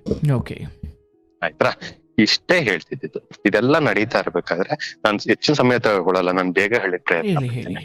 ಇದೆಲ್ಲ ನಡೀತಾ ಇರ್ಬೇಕಾದ್ರೆ ನಮ್ಮ ಮಾವನ್ ಮಗಂಗೆ ಸ್ವಲ್ಪ ತುಂಬಾ ಹುಷಾರಿರ್ಲಿಲ್ಲ. ಯಾವ ಲೆವೆಲ್ ಹುಷಾರಿಲ್ಲ ಅಂದ್ರೆ ಅಡ್ಮಿಟ್ ಆಗ್ಬಿಟ್ಟಿದ್ದ. ಈ ಕಾಲೆಲ್ಲ ಇದಾಗಿತ್ತು, ಇನ್ನೊಂದಾಗಿತ್ತು, ಮಗದೊಂದಾಗಿತ್ತು. ಹೇಳ್ಬಾರ್ದು ಬೇರೆಯವ್ರ ಪರಿಸ್ಥಿತಿ, ಬೇರೆಯವ್ರ ಸ್ಥಿತಿ. ಸತ್ಯವಾಗ್ಲೂ ಗುರುಗಳೇ, ನೀನೇ ಅನ್ನೋರಿಲ್ಲ ಅಲ್ಲಿ ಹೋಗ್ಲಿಕ್ಕೆ. ಹೆಂಡತಿ ಕಡೆಯವ್ರಿಲ್ಲ, ಇನ್ನೊಬ್ರಿಲ್ಲ, ಮಗದವ್ರಿಲ್ಲ, ಯಾರು ಒಬ್ರು ಹೋಗ್ತಾ ಇಲ್ಲ. ಹಣ ಇದ್ರೆ ಮಾತ್ರ ಜನ, ಒಬ್ಬ ಹೋಗ್ತಾ ಇಲ್ಲ. ನಾನು ರಜಾ ಹಾಕೊಂಡು ಹೋಗಿ ಕಷ್ಟಪಟ್ಟು ದುಡ್ಡದಲ್ಲಿ ಎಷ್ಟಾಗತ್ ನನ್ ಕೈಯಿಂದ ಸಹಾಯ ಮಾಡಿ, ಎಲ್ಲಾನು ಮಾಡಿ, ಇನ್ಶೂರೆನ್ಸ್ ಕ್ಲೈಮ್ ಮಾಡಿಸಿ, ಒಂದ್ ದಿನದ ನನ್ ಕೈಲಿ ಎಷ್ಟು ಮಾಡಕ್ಕಾಗತ್ತೆ. ನನ್ಗೆ ಒಂದಿನ ಇಂಪಾರ್ಟೆಂಟ್. ಯಾಕಂದ್ರೆ ನಾನು ಎಲ್ಲೋ ಒಂದ್ ಕಡೆ ಕೆಲಸ ಮಾಡ್ತಾರೆ, ನಾನ್ ಯಾವ್ದು ಕಂಪ್ನಿ ಓನರ್ ಅಲ್ಲ. ಆಯ್ತಾ, ಹೇಳ್ತಾರೆ ಕೆಲವ್ರೆ, ಅವ್ರ 5 ದಿನ ಬಂದ ನನ್ ಬಾಮ ಇದೆ, ಇವನೇ ಯಾವತ್ತೋ ಒಂದಿನ ಬಂದ್ಬಿಟ್ಟು ದೊಡ್ಡದಾಗ ಮಾತಾಡ್ತಾನೆ. ನನಗ ಆ ಒಂದಿನದ ವ್ಯಾಲ್ಯೂ ನನಗ್ ಗೊತ್ತು. ಯಾಕಂದ್ರೆ ನನ್ಗೆ ಎಷ್ಟು ಹಿಂಸೆ ಆಗತ್ತೆ ಅಂತ ಅನ್ಸುತ್ತೆ. 10 ದಿನ ಬಂದ್ಬಿಟ್ಟು ಸುಮ್ನೆ ಕೂತ್ಕೊಂಡು ಯಾರೋ ತಂದ್ಕೊಟ್ಟಿರೋ ಹಣ್ಣು ತಿನ್ನೋದು ಇಂಪಾರ್ಟೆಂಟ್ ಇಲ್ಲ. ಒಂದ್ ದಿನದಲ್ಲಿ ಅವ್ನ ಏನ್ ಮಾಡ್ಬಿಟ್ಟು ಹೋಗಿದ್ದಾನೆ ಅನ್ನೋದು ಇಂಪಾರ್ಟೆಂಟ್. ಇಷ್ಟೆಲ್ಲ ಆಯ್ತು. ನಮ್ಮ ಅಪ್ಪ ಅವಾಗ ಬ್ಯಾಕ್ ಗ್ರೌಂಡ್ ಅಲ್ಲಿ ಇವ್ನು ಹಿಂಗ್ ಬಿದ್ದೋಗ್ಬಿಟ್ಟಿದಾನೆ ಅಂತ ಓಡಾಡ್ತಿದ್ದಾರೆ, ಗೊತ್ತಾಗಿದೆ. ನನಗ್ ಗೊತ್ತಿಲ್ಲ ಅದು ಅವ್ರ ಏನೇನೋ ಮಾಡ್ತಿದ್ದಾರೆ ಅಂತ. ಆ ಕ್ಷಣದಲ್ಲಿ ನಮ್ಮಪ್ಪ ಅವನ ಹೆಸರಿಗೆ ಅಷ್ಟು ಜಮೀನನ್ನ ಮಾಡಿಸಿ ಇನ್ನೂ ಎಕ್ಸ್ಟ್ರಾ ಜಮೀನು ನಮ್ ತಾತನ ಹೆಸರಲ್ಲಿ ಯಾವ್ದೋ ಇದೆ ಅನ್ನೋ ಅದನ್ನು ಕೂಡ ಒಂದ್ ಇದೆಯಂತಪ್ಪ ಅಂತನೂ ಹೇಳಿ ಹ್ಮ್ ನಮ್ಗೇನೂ ಬೇಡ ಸ್ವಾಮಿ ಇದರಿಂದ ಅಂತ ಹೇಳಿದಾಗ ನಾನು ಹೇಳಿದ್ನಲ್ಲ ನಮ್ಮ ಮಾವ ಯಾವ್ದೋ ಕಾಲದಲ್ಲಿ ಎಷ್ಟೋ ಎಕರೆಗಳನ್ನ ಎಲ್ಲ ಮಾರ್ಬಿಟ್ಟಿದ್ದ ನಮ್ಮ ಅಮ್ಮನ ಹೆಸರನ್ನು ಕೂಡ ಕನ್ಸಿಡರ್ ಮಾಡ್ದಂಗೆ ಅಂತ ಹೇಳಿದ್ನಲ್ಲ. ಹ್ಮ್ ಆ ಮಾರಿದ ಜಮೀನನ್ನ ಯಾವ್ದೋ ಒಬ್ಬ ಪ್ರಭಾವಿ ವ್ಯಕ್ತಿ ತಗೊಂಡಿದ್ದಾನೆ. ಹ್ಮ್ ಪ್ರಭಾವಿ ಅಂದ್ರೆ ಅವ್ರ ಹೆಸರನ್ನ ಎತ್ತದ್ ಬೇಡ, ತುಂಬಾ ಪ್ರಭಾವಿ ಅದು. ಹ್ಮ್ ಆಯ್ತಾ, ಅದನ್ನ ಮಾರಿ ಗುರುಗಳೇ ಜಸ್ಟ್ 22 ವರ್ಷ ಆಗಿದೆ ಅಷ್ಟೇ, ಹ್ಮ್ ಜಾಸ್ತಿ ವರ್ಷ ಆಗಿರಲಿಲ್ಲ, ಬರೀ 22 ವರ್ಷ ಆಗಿದೆ. ಹ್ಮ್ ಅದನ್ನ ಕಂಡಾಗ ಅವ್ರು ಪ್ರಭಾವಿ ವ್ಯಕ್ತಿಗಳಾಗಿರೋದ್ರಿಂದ ಹ್ಮ್ ಈಗ ನೋಡಿದಿರಿ, ಈಗ ನಮ್ಮಪ್ಪ ಮಾಡ್ತಾರೆ ಅಂದ್ರೆ ನಮ್ಮಪ್ಪ ತಾಲೂಕ್ ಆಫೀಸರ್ ಅಲ್ಲ, ಯಾರೋ ಕಡೆಯಿಂದ ಹೋದಾಗ ಅವ್ರು ಹೇಳಿದಾರೆ, ನೋಡ್ರಿ ಈ ತರ ನಿಮ್ಮ ಭಾವ ಮಾರ್ಬಿಟ್ಟಿದ್ದಾನೆ, ನಿಮ್ ಹೆಂಡತಿ ಇದ್ರು ನಿಮ್ ಹೆಂಡತಿ ಲಿಸ್ಟ್ ಅಲ್ಲಿ ಏನೂ ಇಲ್ಲವೇ ಇಲ್ಲ, ಹ್ಮ್ ಆಯ್ತಾ, ದಯವಿಟ್ಟು ಹೋಗಿ ಅವ್ರ ಹತ್ರ ಕೇಳಿ ನೋಡಿ, ಯಾಕಂದ್ರೆ ದೊಡ್ಡ ದುಡ್ಡು ಇಟ್ಟಿರೋರು ಅವ್ರು, ಹ್ಮ್ ಹ್ಮ್ ಏನಾರ ಆದ್ರೆ ದುಡ್ಡು ಕೊಡ್ಬೋದು ನಿಮ್ಗೆ ಹ್ಮ್ ಹ್ಮ್ ಅಂತ ಹೇಳಿದಾಗ ನಮ್ಮಪ್ಪ ನನ್ಗೂ ಗೊತ್ತಾಗ್ದಂಗೆ ಬ್ಯಾಕ್ ಗ್ರೌಂಡ್ ಅಲ್ಲಿ ಹಿಂಗೆಲ್ಲ ಹೋಗಿ ಮಾಡ್ತಾ ಇದಾರೆ. ಅವ್ನ್ ಹೇಳಿದಾನೆ ಒಂದೇ ಮಾತು, ನೋಡಯ್ಯ ನನಗೆ as per the legal rule ನಾನು ಬೈ ಮಾಡಿದ್ದೀನಿ, ನಾನ್ ಬೈ ಮಾಡ್ಬೇಕಾದ್ರೆ ನನ್ನ ಹತ್ರ ಒಂದು ಏನು ದಾಖಲಾತಿ ಇದೆ, ಹ್ಮ್ ಆ ಜಮೀನು ಈ ಅಪ್ಪನ ಹೆಸರಲ್ಲಿದೆ, ಈ ಅಪ್ಪನ್ಗೆ ಇಷ್ಟು ಜನ ತಂಗಿ ಅಕ್ಕಂದಿರಿದ್ದಾರೆ, ಅವ್ನ್ ಕೊಟ್ಟಿರೋ ವಂಶವೃಕ್ಷದಲ್ಲಿ ನಿನ್ ಹೆಂಡತಿ ಹೆಸರೇ ಇಲ್ಲ, ಹ್ಮ್ ಆಯ್ತಾ, ಆ ವಂಶವೃಕ್ಷ ಕೊಟ್ಟಿರೋ ಅಂತ ಒಬ್ಬ ವಿಲೇಜ್ ಅಕೌಂಟೆಂಟ್ ಮೇಲೆ ಅಥವಾ ಇನ್ನೊಬ್ರ ಮೇಲೆ ನೀನ್ ಕೇಸ್ ಹಾಕು, ಹ್ಮ್ ಅಥವಾ ಸತ್ತಿರೋ ವ್ಯಕ್ತಿ ಮೇಲೆ ನೀನ್ ಕೇಸ್ ಹಾಕು. ಹ್ಮ್ ಅವ್ರು ಎಷ್ಟು ಪ್ರಭಾವಿ ವ್ಯಕ್ತಿಗಳು ಅಂತ ಹೇಳಿದ್ರೆ ಗುರುಗಳೇ, ಆ ತರ ಜಮೀನುಗಳನ್ನ ಎಷ್ಟೋ ಖರೀದಿ ಮಾಡಿ 25 ಲಾಯರ್ಗಳನ್ನ ಇಟ್ಟಿದ್ದಾರೆ ಈ ತರದ್ನೆಲ್ಲ ಹೊಡೆದಾಡಕ್ಕೆ. ಹ್ಮ್. ಅಂತವ್ರ ಮಧ್ಯೆ ಹೋಗ್ಬಿಟ್ಟು ನಮ್ ಕೈಲಿ ಗುದ್ದಾಡಕ್ ಆಗತ್ತಾ? ಹ್ಮ್ ಹ್ಮ್ ಆಯ್ತಾ, ಇದೆಲ್ಲ ಕೊನೆಗೆ ಹಿಂಗೆಲ್ಲ ಆಯ್ತು, ಹಿಂಗೆಲ್ಲ ಕಲ್ಸೋಯ್ತು. ನೋಡಿ, ಏನೂ ಇಲ್ದೆ ಸ್ವಾಮಿ ನಿಂದ ಅಮ್ಮ ನಂಗೊಂದ್ ಮಾಡ್ಸ್ಕೊಡಪ್ಪ ಅನ್ನೋನ್ಗೆ ಈ ತರ ಅವಂದು ಬಂದು ಇನ್ನೂ ಸ್ವಲ್ಪ ಬೇರೆ ಕಡೆಯಿಂದ ಎಕ್ಸ್ಟ್ರಾ ಬಂತಿದೆ ಅಂತ ಹೇಳಿದಾಗ ಅಲ್ಲಿಗೆ ನಿಲ್ಸ್ಬೋದಿತ್ತು ಎಲ್ಲಾರು ಹ್ಮ್ ಹ್ಮ್ ಅಲ್ವಾ? ಏನು ಇಲ್ದೆ ಅದನ್ನ ದೇವ್ರು ಅದನ್ನು ಕೊಟ್ಟು ಸ್ವಲ್ಪ ಎಕ್ಸ್ಟ್ರಾ ಕೊಟ್ಟಿದ್ದ ಅಲ್ವಾ? ಓಕೆ, ಬಟ್ ಈತ ಹುಷಾರಾದ್ರ? ಹೇಳ್ತೀನಿ, ಇನ್ನೊಂದೇ ಒಂದ್ ಸ್ವಲ್ಪ ಟೈಮ್ ತಗೊಂತೀನಿ ಓಕೆ ನಾನು. ಓಕೆ ತಗೊಳಪ್ಪ. ಆಯ್ತಾ, ದಯವಿಟ್ಟು ಕ್ಷಮಿಸಿ. ಅಯ್ಯೋ ಅಯ್ಯೋ, ಹೇಳಿ ಹೇಳಿ. ಆಯ್ತಾ, ಈ ವಿಚಾರ ನನಗ್ ಬಂದಾಗ ನನಗೆ ನಾನು ಇಲ್ಲಿ ಸ್ವಾರ್ಥಿ ಆಗ್ಲಿಲ್ಲ, ಒಂದು ಬೇಡಣ ಅಂತ ಅನ್ನಿಸ್ತು. ಯಾಕಂದ್ರೆ ನನಗೆ ಗೊತ್ತು ಅವ್ರು ಎಷ್ಟು ಪ್ರಭಾವಿಗಳು ಅಂತ. ಹ್ಮ್ ಹ್ಮ್ ಆಯ್ತಾ, ನಾನ್ ನಿಜವಾಗ್ಲೂ ಹೇಳ್ತೀನಿ, ನಾನು ಈ ಶಬ್ದನೇ ಯೂಸ್ ಮಾಡ್ತೀನಿ, ಬೇಡಣ ಅನ್ಸ್ತು. ಹ್ಮ್ ಇವಂದ ಮೆಡಿಕಲ್ ರಿಪೋರ್ಟ್ ಗಳನ್ನ ತಕೊಂಡು ನಾನು ಹ್ಮ್ ಆ ಪ್ರಭಾವಿ ವ್ಯಕ್ತಿಗಳು ಇಲ್ಲಿಲ್ಲ, ಅವರು ಕೇರಳದಲ್ಲೆಲ್ಲೋ ಇದ್ದಾರೆ, ಅವರ ಮಗಳ ಆಫೀಸಿಗೆ ಹೋಗಿ ಇವನು ಕಾಲು ಗೀಲೆಲ್ಲ ಏಟಾಗಿರೋ ಫೋಟೋಗಳನ್ನ ತಕೊಂಡೋಗಿ ಅವ್ರ ಮುಂದೆ ಇಟ್ಟು ಕೈ ಮುಗ್ದು ಬೇಡ್ಕೊಂಡು, ಮತ್ತೆ ನನ್ನ ಕಂಪ್ನಿಯಲ್ಲಿ ಕೆಲವರೆಲ್ಲ ಕೇರಳ ಹುಡುಗರುಗಳು ಇರೋದ್ರಿಂದ ಅವ್ರ ಕಡೆಯಿಂದ ಅವ್ರ ಭಾಷೆಯಲ್ಲೇ ಮಾತಾಡಿಸಿ ರಿಕ್ವೆಸ್ಟ್ ಮಾಡ್ಕೊಂಡಿದ್ದಕ್ಕೆ ಅವ್ರೇನಂತ ಹೇಳಿದ್ರು, ಸರಿ ಅಪ್ಪ ಒಂದ್ 20,000 ರೂಪಾಯಿ ಕೊಡ್ತೀನಿ ತಗೊಂಡು, ಹ್ಮ್ ಇಷ್ಟೇ ಮತ್ತೆ ಹೇಳಿದ್ದವ್ರು. ನಾನು ಏನ್ ಮೇಡಮ್ ಹಿಂಗಂತೀರಾ, ಅಷ್ಟೆಲ್ಲಾ ಜಮೀನ್ ನೋಡಪ್ಪ, ಅವತ್ತೆಲ್ಲ ಈ ಜಮೀನ ನಾನು 25,000 ರೂಪಾಯಿ ತಗೊಂಡಿದ್ದೀನಿ, ಅಷ್ಟು ಜಮೀನು. ಹ್ಮ್ ಈಗ ಅಷ್ಟೇ ಬೆಲೆ ನೀನು ಕೊಡ್ತಾ ಇದ್ದೀನಿ, ಹ್ಮ್ ಹ್ಮ್ ನೀನ್ ಇಷ್ಟೆಲ್ಲ ಹೇಳ್ತಿದ್ಯಾ ಅಂತ ನಿಮ್ಮ ಅಮ್ಮ ನೀನ್ ಕೇಸ ಕೊಂತಿ ಹಾಕು. ನಾನಂದ್ ಮೇಡಮ್ ನಾನು ಗುದ್ದಾಡಕ್ ಬಂದಿಲ್ಲ ಮೇಡಮ್, ಇದು ರಿಕ್ವೆಸ್ಟ್, ನೀವ್ ಎಷ್ಟು ಕೊಡ್ತೀರಾ ಆ ಎನ್ವಲಪ್ ಕೂಡ ನಾನ್ ತೆಗಿಯಲ್ಲ, ಅದನ್ನ ತಗೊಂಡು ನಮ್ಮ ಅವನ್ ಮಗನ್ ಕೊಡ್ತೀನಿ, ಹ್ಮ್ ನಾನ್ ನೋಡೋದು ಇಲ್ಲ ಅದ್ರಲ್ಲಿ ಏನಿದೆ ಅಂತ ಹೇಳಿ. ಹ್ಮ್ ಹ್ಮ್ ದಯವಿಟ್ಟು ಸಹಾಯ ಮಾಡಿ, ಸಹಾಯ ಮಾಡಿ ಹಂಗಂತ ಹೇಳಿದಾಗ ನೀನು ಏನು ಕೇಳ್ಬೇಡ, ಇಲ್ಲಿ ನನ್ನ ನಮ್ಮ ಆಫೀಸ್ಗೆ ಹೋಗು, ಅಲ್ಲಿ ಯಾರೋ ಇರ್ತಾರೆ ಅವ್ರ ಜೊತೆ ಹೇಳಿರ್ತೀನಿ ಹೋಗು ಅಂತ ಹೇಳಿದ್ರು. ಹ್ಮ್ ಅವ್ರು ಹೋಗು ಅಂತ ಹೇಳಿದಾಗ ಸರಿ ನಾವೇನ್ ಮಾತಾಡಕ್ಕಾಗುತ್ತೆ, ನಾವು ಬೇಡಕ್ ಹೋಗಿದೀವಿ ಅಷ್ಟೇ. ಅವ್ರ ಏನಂತಾರ, ಏನಾರ ಇದ್ರೆ ನೀನ್ ಕೇಸ್ ಹಾಕಿ ಹೋಗಪ್ಪ, ನಮ್ಮಲ್ಲಿ 25 ಜನ ಲಾಯರ್ ಇಟ್ಟಿದೀನಿ, ನಾವು ನೋಡ್ಕೊಂತಾನೆ ಅಂತ. ಹ್ಮ್ ನನ್ನ ಹತ್ರ ಟೈಮು ಇಲ್ಲ, ಹಣನೂ ಇಲ್ಲ. ನಾನ್ 22 ವರ್ಷದ ಹಿಂದೆ ಏನೋ ಆಗಿರ್ಬೇಕಾದ್ರೆ, ನನ್ಗೀಗ ಒಂದ್ 27 ವರ್ಷ, ಹ್ಮ್ ಸಣ್ಣ ಮಗು ಇದ್ದೆ ನಾನು ಅವಾಗ. ಇವ್ರು ಎಲ್ಲಾ ಮರ್ತು ಬಿಟ್ಟಿದ್ರು ಅದನ್ನ. ಓಕೆ. ಮತ್ತೆ ನಾನು ಅಲ್ಲಿಗೆ ಹೋದಾಗ ಅವ್ರು ನನ್ಗೊಂದ್ ಮಾತಾಡ್ರು, ಅಯ್ಯಪ್ಪ ನೋಡಪ್ಪ, ಈಗ ನಾನ್ ನಿನ್ಗೆ ಮ್ಯಾಮ್ ಹೇಳಿದಾರೆ ಅಂದ್ಬಿಟ್ಟು ಸ್ವಲ್ಪ ದುಡ್ಡು ಕೊಡ್ತೀನಿ ನಿನಗೆ, ಅವ್ರಿಗೇನೋ ಕಷ್ಟ ಇದೆ ಅಂತ ಹೇಳ್ಬಿಟ್ಟು, ನಾಳೆ ನಿನ್ ಮಗ ಬರ್ಬಾರ್ದು ಹಿಂಗೇನೆ. ಹ್ಮ್ ಹ್ಮ್ ಹ್ಮ್ ಅವರು ವ್ಯವಹಾರವಾಗಿ ಮಾತಾಡ್ತಾರೆ, ಅದ್ರಲ್ಲಿ ಏನ್ ತಪ್ಪಿದೆ? ಹ್ಮ್ ಹ್ಮ್ ಹ್ಮ್ ಆಯ್ತಾ, ನಿನ್ನ ಮಗನೂ ಬರ್ಬಾರ್ದು ಹಿಂಗೆ, ನಮ್ಮ ಅಪ್ಪಂಗೆ ನಮ್ಮ ತಾತಂಗೆ ನಮ್ಮ ಅಜ್ಜಿಗೆ ಹಿಂಗ್ ಆಗಿತ್ತಂತೆ, ಅವ್ರದ್ದು ಜಮೀನ್ ನೋಡ್ಕೊಂಡ್ಬಿಟ್ಟಿದೀರಾ ಅಂತ. ಹ್ಮ್ ಆಯ್ತಾ, ನಿಮ್ಮ ಅಮ್ಮನ ಕಡೆಯಿಂದ ನಂಗೊಂದ್ ಸೈನ್ ಹಾಕ್ಸ್ಕೊಟ್ಬಿಡು, ಅದಕ್ಕೆ ನಮಗೂ ಸಂಬಂಧ ಇಲ್ಲ. ಹ್ಮ್ 25 ವರ್ಷದಿಂದ ಎಲ್ಲಾ ಮರ್ತೋಗಿದ್ದವ್ರಿಗೆ ನಮ್ಗೆ ಏನ್ ಆಗ್ಬೇಕು ಸ್ವಾಮಿ? ಸರಿ ಸ್ವಾಮಿ ಹಾಕ್ಸ್ಕೊಳ್ಳಿ ನಮ್ಮ ಅಮ್ಮಕ್ಕೆ, ನಾನು ಹೋಗಲ್ಲ, ಮಾಡಿಸ್ಕೊಂಬಿಡಿ ಏನ್ ಬೇಕಾದನ್ನ. ಹ್ಮ್ ಯಾಕಂದ್ರೆ ನಮ್ಗೆ ಗೊತ್ತು ಸರ್, ಇವತ್ತು ಅಂತವ್ರ ಮುಂದೆ ನಾವೇನು ಮಾಡಕ್ಕಾಗಲ್ಲ, ಕಾನೂನು ಏನು ಮಾಡಕ್ಕಾಗಲ್ಲ, ಆತರ ಪರಿಸ್ಥಿತಿಗಳಿರುತ್ತೆ. ಹ್ಮ್ ಸರಿ ಬಿಡಿ ಅಂತ ಹೇಳಿ ನಾನು ಅನ್ಕೊಂಡೆ. ಸತ್ಯವಾಗ್ಲೂ ಹೇಳ್ತೀನಿ ಗುರುಗಳೇ, ಆಯ್ತು ಅಂತ ಹೇಳಿ ನಾನು ಹೇಳಿದೆ ನಾನೆಲ್ಲ ಬರಲ್ಲ, ನಮ್ಮ ಅಮ್ಮನ ಹತ್ರ ಹೋಗ್ಬೇಕಾ ಸೈನ್ ಹಾಕ್ಸ್ಕೊಳ್ಳಿ ಅಂತ ಹೇಳಿ ನಮ್ಮ ಅಮ್ಮ ಪಾಪ ಏನೋ ಒಂದು ಹಾಕೊಟ್ಟಿದ್ದಾರೆ. ಹ್ಮ್ ಮುಗೀತು. ಅವರು ಏನ್ ಮೋಸ ಮಾಡಿ ನಮ್ಮ ನೋಡ್ಕೋಬೇಕು ಅನ್ನೋರಲ್ಲ, ಹ್ಮ್ ಅವ್ರದ್ದೇನಿತ್ತು ಅದನ್ನ ಬಿಗಿ ಮಾಡ್ಕೊಂಡ್ರು.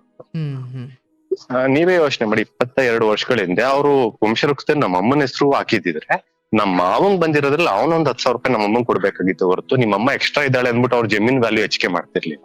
ಹೌದು. ಹೌದಲ್ವಾ? ಅದು ಅವ್ರು ಕೊಡ್ಬೇಕಾಗಿದ್ದು ಅವನು ತನ್ನ ತಂಗಿ ಅಂತ ಕೊಡ್ಬೇಕಿತ್ತು. ಯಾಕಂದ್ರೆ ನಮ್ಮ ಅಮ್ಮನು ಅಷ್ಟೇ ಕಷ್ಟದಲ್ಲಿ ಇದ್ರು, ಕೊಡ್ಲಿಲ್ಲ, ಹೋಗ್ಲಿ ಬಿಡಿ. ಹ್ಮ್ ಅದಾದ್ಮೇಲೆ ಸತ್ಯವಾಗ್ಲೂ ಒಂದು ಎನ್ವಲಪ್ ಅಲ್ಲಿ ಆಯಪ್ಪ 1 ಲಕ್ಷ ದುಡ್ಡು ಕೊಟ್ಟ ನನಗೆ. ಓ 1 ಲಕ್ಷ ದುಡ್ಡನ್ನ ನನ್ನ ಮನೆಗೆ ಕರ್ಸಿ ನಮ್ಮ ಮಾವನ್ ಮಗನ್ನ, ಹ್ಮ್ ಅದ್ರಲ್ಲಿ ನೋಟ್ ಕೂಡ ಮುಟ್ಟಿಲ್ಲ, ಹ್ಮ್ ಹಂಗೆ ಅವನ್ ಕೈ ಕೊಟ್ಟು ಕಳ್ಸಿದ್ವಿ. ಓ ಆಯ್ತಾ? ಕೊಟ್ಟು ಕಳಿಸಿ ಎಲ್ಲ ಆಗಿ ಹುಷಾರೆಲ್ಲ ಆದ್ಮೇಲೆ 3-4 ತಿಂಗಳಾದ 3-4 ತಿಂಗಳಾದ್ಮೇಲೆ ವಾಟ್ಸಪ್ ಸ್ಟೇಟಸ್ ಗಳು ಬರ್ತಾ ಇರುತ್ತೆ ದೊಡ್ಡದಾಗಿ. ಹ್ಮ್ ಸಂಬಂಧಿಕರುಗಳನ್ನ ನಂಬಾರ್ದು, ಯಾರು ಆಗಲ್ಲ, ಕುತ್ತಿಗೆ ಕುಯ್ತಾರೆ ಹಾಗೆ. ಸತ್ಯವಾಗ್ಲೂ ನಾನು ಅನ್ಕೊಂತ ಇದ್ದಿದ್ದು ಅದನ್ನೆಲ್ಲ ನೋಡಿ, ಅವನ್ಗೆ ಯಾರು ಆಗಿಲ್ಲ ಆ ಟೈಮಲ್ಲಿ ಅವ್ರಿಗೆ ಆಗ್ತಿದ್ದಾನೆ ಅಂತ. ಓಕೆ. ಅಂದ್ರೆ ಅಲ್ಲಿ ಅವನ್ ಭಾವಿಸಿದ್ದ 2 ಲಕ್ಷ ಕೊಟ್ಟಿದ್ದಾರೆ, 1 ಲಕ್ಷ ಮಡಿಕೊಂಡ್ ನೀವು 1 ಲಕ್ಷ ಕೊಟ್ಟಿದ್ದೀರಿ. 2 ಲಕ್ಷ ಅಂತ ಹೇಳ್ಬಿಟ್ರೆ ಅವ್ನ ಕಾಲ್ಗೆ ಹಂಗೆ ಬಿದ್ದ್ಬಿಡ್ತಿದೆ ಖುಷಿಯಾಗಿ. 1 ಕೋಟಿ ಕೊಟ್ಟಿದ್ರಂತೆ ಅವ್ರು ನನಗೆ. ಅದ್ರಲ್ಲಿ ನಾನು 1 ಲಕ್ಷ ಕತೆ ಕೊಟ್ಟೆ. ಮುಂದುವರ್ಸಿ, ಅಲ್ಲ ಸ್ಟೇಟಸ್ ವಿಚಾರ ಹೇಳ್ತಿದ್ರೆ. ಆಯ್ತಾ? ಸೊ ಇದೆಲ್ಲ ಆಯ್ತು. ಎಂತೆಂತ ಕೆಟ್ಟ ಕೆಟ್ಟ ಪದ ಸ್ವಾಮಿ, ಕೆಟ್ಟ ಕೆಟ್ಟ ಪದ ನೋಡಕ್ಕಾಗಲ್ಲ, ಅಂದ್ರೆ ಕೇಳಕ್ ನನಗೆ ಅದೊಂಚೂರು ಹಿಂದಕ್ಕೆ ತಗೊಳ್ತೀನಿ. ಆ ಸ್ಟೇಟಸ್ ಹಾಕ್ತಿದ್ರು, ನೀವ್ ಅಂದ್ಕೊಂಡ್ರೆ ಆ ಹುಷಾರಿಲ್ಲದ ಸಮಯದಲ್ಲಿ ಬೇರೆ ಯಾರೋ ಆಗ್ಲಿಲ್ವಲ್ಲ, ಅವ್ರಿಗೆ ಹಾಕಿದ್ದಾರೆ ಅಂತ.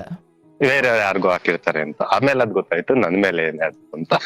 ಓಕೆ, ಅದು ಗೊತ್ತಾಗಿದ್ದು ಹೆಂಗೆ?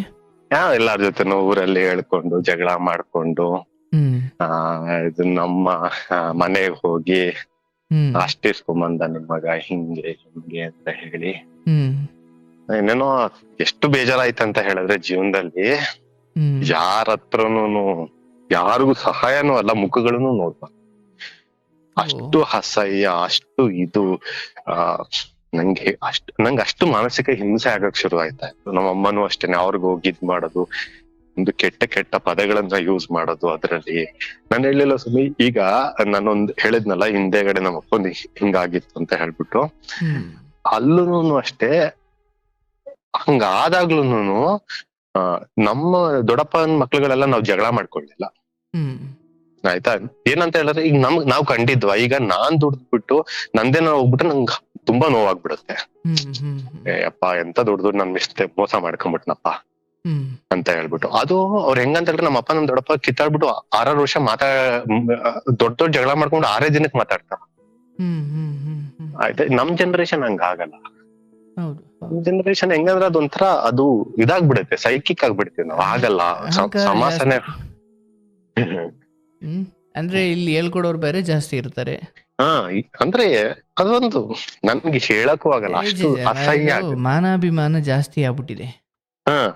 ಅಷ್ಟು ಅಸಹ್ಯ ಆಗ್ತಿದೆ ನನಗೆ. ಆಕ್ಚುಲಿ ನನ್ಗೆ ನೋವಾಗಿದೆ ಅಂದ್ರೆ ನೀವು ನಂಬ್ತಿರೋ ಬಿಡ್ತಿರೋ ಗೊತ್ತಿಲ್ಲ, ನಾನು ಕೈ ಮುಗ್ದು ಕೇಳ್ಕೊಂಡಿದೀನಿ ಆ ಅಮ್ಮನ ಹತ್ರ. ನನ್ಗೆ ಅವಶ್ಯಕತೆ ಇರ್ಲಿಲ್ಲ. ಬಟ್ ಈ ಹುಡುಗ ನಿಮ್ಮ ಹತ್ರ ಬಂದು ನೇರವಾಗಿ ಅವಾಚ್ಯ ಪದವನ್ನು ಬಳಸಿದ್ರ? ನೇರವಾಗಿ ಅವಾಚ್ಯ ಪದ ಬಳಸೋದೇನು, ವಾಟ್ಸಪ್ ಸ್ಟೇಟಸ್ ಅಲ್ಲಿ ನನ್ನ ಫೋಟೋಗಳನ್ನ ಹಾಕೊಂಡು ಕೆಟ್ಟ ಕೆಟ್ಟ ಪದಗಳನ್ನ, ಓಹೋ, ನನ್ನ ತಂದೆ ಫೋಟೋಗಳನ್ನ ಹಾಕಿ ಕೆಟ್ಟ ಕೆಟ್ಟ ಪದಗಳು. ಅಥವಾ ತಂದೆ ಅರ್ಥಾತ್ ಮಾವ ಸಮಾನರು ನಿಮ್ಮ ಏನ್ ಇರ್ಲಿಲ್ವಾ? ಪದಗಳನ್ನ ನಾವು ಈಗ ರೋಡಲ್ಲಿ ಯಾರ ಬಂದು ಗೊತ್ತಿಲ್ದೋದನ್ನ ಕೆಟ್ಟದಾಗಿ ಕುಡ್ಕೊಂಬಂದ್ ಆಕ್ಸಿಡೆಂಟ್ ಮಾಡ್ರೆ ಅವನ್ಗೂ ಆ ಪದಗಳನ್ನ ನಾನು ಯೂಸ್ ಮಾಡಲ್ಲ. ಅಷ್ಟು ನನ್ ಕೇಳಕ್ಕೂ ಆಗಲ್ಲ. ಅವಾಚ್ಯ, ಅಷ್ಟು ಅವಾಚ್ಯ. ಈಗ ನೋಡಿ ವಾಟ್ಸಪ್ ಅಲ್ಲಿ ಹಾಕ್ದಾಗ ಎಲ್ರು ನೋಡ್ತಾರೆ ಜನಗಳೆಲ್ಲ. ನಿಮ್ ಫೋಟೋನೇ ಹಾಕ್ತಿದ್ರ? ನನ್ photo with photo.